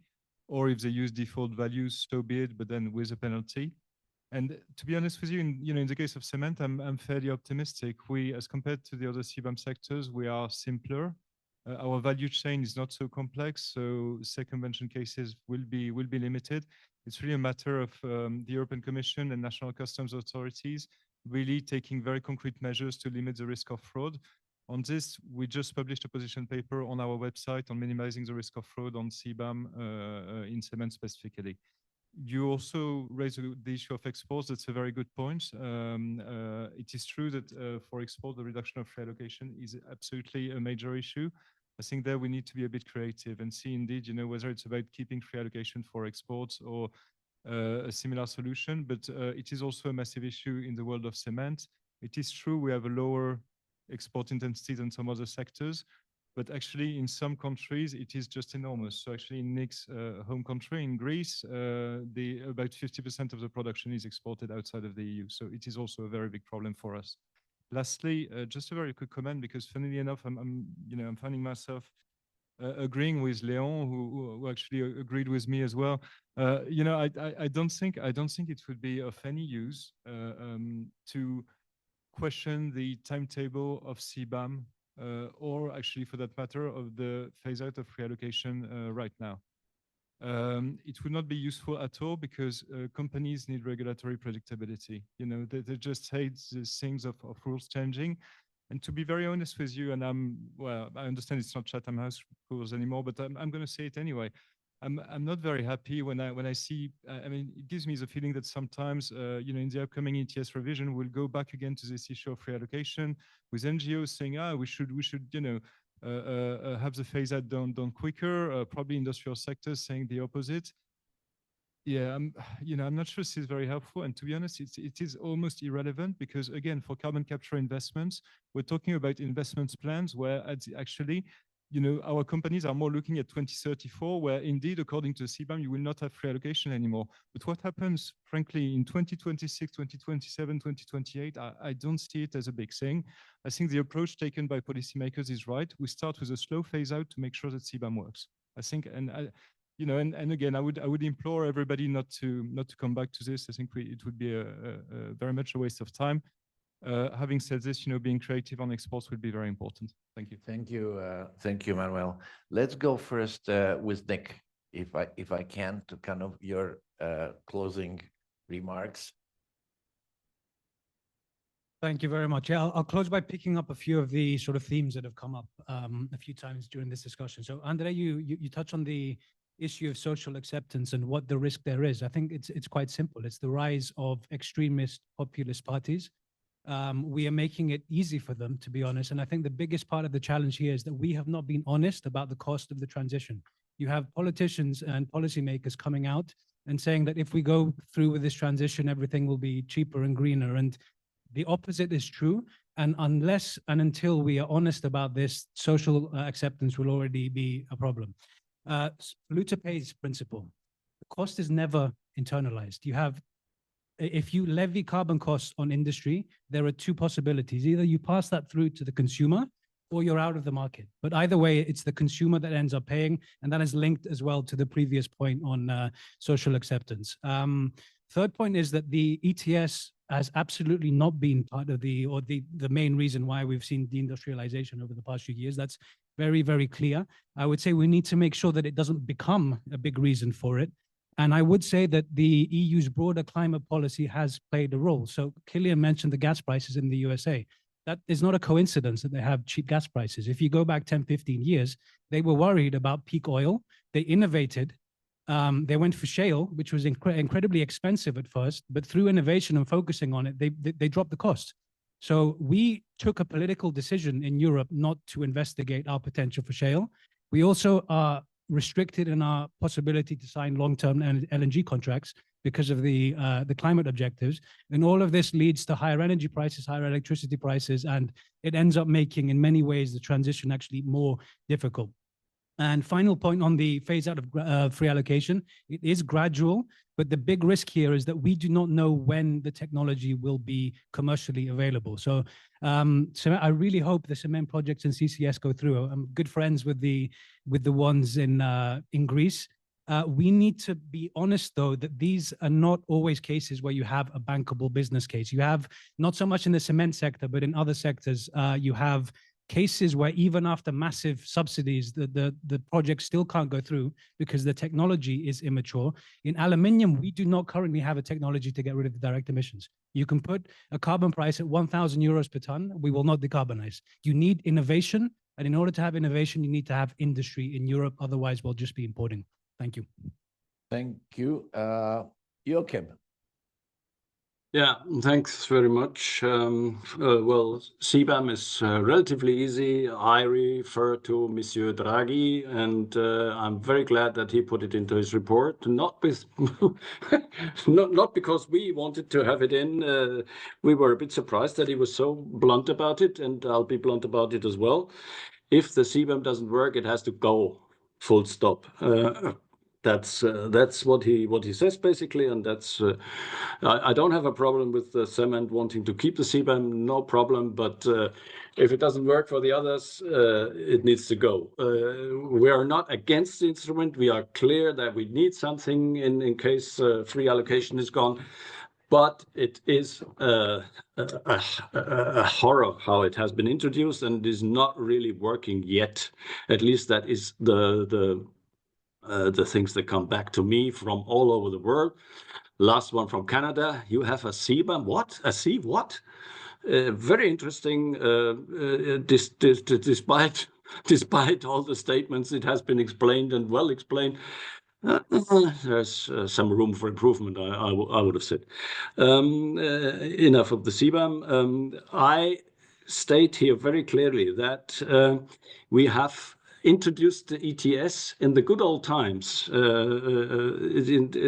everything was fine. We had cheap Russian gas and all that. That was very nice to have the ETS. It was not really a problem. The situation has changed. The latest in 2022, and if you ask me personally, in 2014, when the Crimea was annexed. So we do need to think anew. Climate protection and keeping the industries in the EU must be thought together. We are on this on the same line with the unions. I tell you very openly, they are scared about losing good jobs. They are scared about just transition being a mere word. Is that really a just transition what we're doing here? And the Commission President said the Green Deal is our new growth model. Well, maybe my fault, but I can't see this materializing. It might do, but I can't see that at present. And don't get me wrong, climate protection is necessary, industries and good jobs are necessary, and a few other things are absolutely necessary as well. But we, as I've said, we have started in the past, old fossil linear economy. We want to go into the future, a new renewable circular economy, and we are right in between. We have still some of the old, and we have already some of the new, and this is why the costs are so high. That's really simple in my mind. We are going through a valley of tears, if you like. So yes, it's difficult. It costs, but this needs to be communicated openly, and then it must the people must be told where's the solution to all this, and not only, well, don't worry, everything will work out. That's not enough as a solution. And the last point to Elena, Article 6 and CBAM NDC. Good question. We are still working on that. I'm not pretending that I fully understood the concept, but interesting idea. We'll need to come back on this. Thank you. And sorry, Andrea, I need to run. I have a parallel meeting. It was good to have been here, and it was good to talk to you. Thank you very much indeed. Well, you mentioned the value of tears. You know what happened to the charge of the Light Brigade. But we'll go to Domina.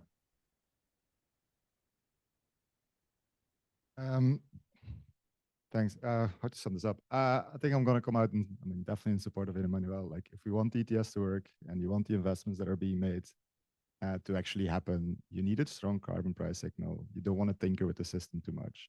Sure, you need accompanying policies. That's important. But I think, we have a history of like every 2-3 years revising things. And I think the more we announce, the more uncertainty there is. It's not something we want, which is also the point I made in the beginning around, if the objective is to bring in liquidity, bring in other sectors, brings political uncertainty, that also doesn't help with these investment decisions. That is, if we agree that the ETS is the tool that we want to keep and it's going to drive things. What I'm hearing from some of the colleagues, including Joachim, reading between the lines, it feels like he doesn't think that the ETS can drive this. If it can't drive this, then we need to have a fundamentally different discussion, right? Which is about, if not the ETS, then what is it instead? I don't think we should go to, we keep the ETS, but free allocation, and we just like put all the things on top of it. No, then we need to talk about what will actually drive the decarbonization and also maintain the investments that we have already made, which is a lot more public investments, but also talk about regulation and standards and all these things. So it's a political choice in the end. And I think the smart political choice is to stay with ETS for the time being. So yeah. Thank you, Domin. Killian? So yeah, thanks. 3 comments from my side. Firstly, we need predictability. That means we need a strong, clear ETS. Joachim is saying after 2030, we should scrap the whole thing. That is very bad for investor confidence. We have a lot of technology we want to invest on, particularly regards hydropower. Things like that is not good for those investments. Secondly, we need a strong industrial policy. One thing clear from the Draghi report is there's no European company with a market capitalization above 100 billion created in the last 50 years. That's linked to a lack of innovation. That's broader industrial policy. That's something we need to look at. There's also something linked to our competition law rules, but we need to have a stronger industrial policy in Europe. And finally, it's maybe a bit provocative, but we speak a lot of populism and criticism of populism, but we are being somewhat populistic here today with some things we're saying. We're saying that the ETS is the cause of many things. I empathize for the situation in Germany. They have high energy prices, the high energy prices going forward. Some of this is a result of domestic policy decisions, not the ETS. The ETS did not phase out nuclear, close 17 reactors like that. The ETS did not bet on Nord Stream 2. So when we blame the ETS for all these things, it's inaccurate. Yeah, so we need to be careful on what we're saying with all these things. Thanks. Thanks. And as always, I like to say the Commission has the last word. Yes, thank you very much. There were a few questions, but indeed, starting first with the European Green Deal and competitiveness, they need to go hand in hand. I see there's no other way, no alternative to going the green way, and I think this is the Commission's overall policy. We cannot see any future with continuing the way we are. And there we can look also at the competitors around the world, what they are doing. In China, we need to find a way also to have a green transition where we remain competitive in Europe. And I think the Clean Industrial Deal is looking into that and will come very, very soon. And the EU ETS is a very strong element with a strong price signal in reaching that. Then some of the specific questions. Yes, also the social aspects. I think we need to take them very seriously, and I think we are, and we need to, and particularly with ETS2 coming in, and we have the Social Climate Fund that very much want to take care of the most vulnerable groups and make sure that we also bring the transition to those groups that cannot do them themselves. Still, the Social Climate Fund is only around, expected to be around a quarter of the revenues for ETS2. So member states have a lot of revenues expected to come in on ETS2, where there are measures that can be done for other parts of society, for other income groups, to help with the transition, help with moving from the current shall we say, habits and lifestyles to new lifestyles, and help introducing low carbon transport and zero carbon transport and changing the heating system. So there are many aspects, and I think we need to be very vocal around them. And it can't just be at the Commission level or European level. This goes much more to the citizens if it's done at national and lower level with the communication at that level. On the international, Article 6.4 was mentioned, and I think the EU worked very hard to reach an outcome on the Article 6.4, and we are also very happy that we did reach an outcome, and it looks to be a good outcome. Still, it needs a lot of further implementation details before we are ready to use it. So there's still some more work to be done before we can say clearly how the Article 6.4 is something that could be useful for us. On this carbon capture and use, so non-permanent use of CO2, yes, indeed, we are going to look into this. And if we include municipal waste incineration, as I mentioned, then we will be able to potentially have a different accounting system in the EU ETS, where we go from the upstream, where you pay for the carbon the first time it's released, to a downstream system where you pay for it at the end when it's released in the waste. And this will put on par, of course, such products with the fossil fuel use.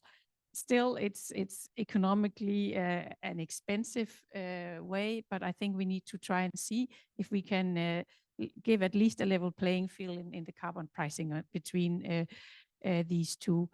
The 15% rule for changing free allocation, I think it's okay. I just wanted to mention that, I mean, when there's a lot of cry here that, or here sometimes, that free allocation is overall still quite high for many industries in Europe. So the price signal is not that strong. or it's not directly felt for many of the industries as it is. Yes, I think that was all. Thank you very much. Well, no, that's fine. I have my own microphone. Listen, thank you very much. I think we went a few minutes over, but I appreciate you staying. This extra minutes. I repeat, we do not pretend to be regulators or policymakers. We contribute with ideas and we try to put them into two buckets. So we start by the assumption that it will continue to be a part of the European toolbox, and we looked at how we can adapt it, how we can surround it with other instruments. Why? Because we're a think tank, and we think that we got to be politically realistic in discussing policy. There's a lot of things. I think I would speak for myself and not for anybody else, but I will speak like it was a more rambunctious discussion that I had expected and I had seen in a long time in Brussels.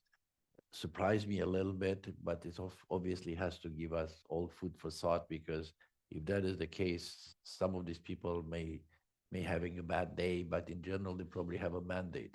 So it's an interesting conversation. It brings out something. We hope that the way we think and the way we put these things together is useful to consider them. You will have your own reflections. You have an excellent team and means beyond our possibilities, and we look forward to be able to contribute the way we can to your debate. So again, all of you, thank you very much. Probably some of you I may see next week, but if not, Merry Christmas, Happy New Year. Thank you very much.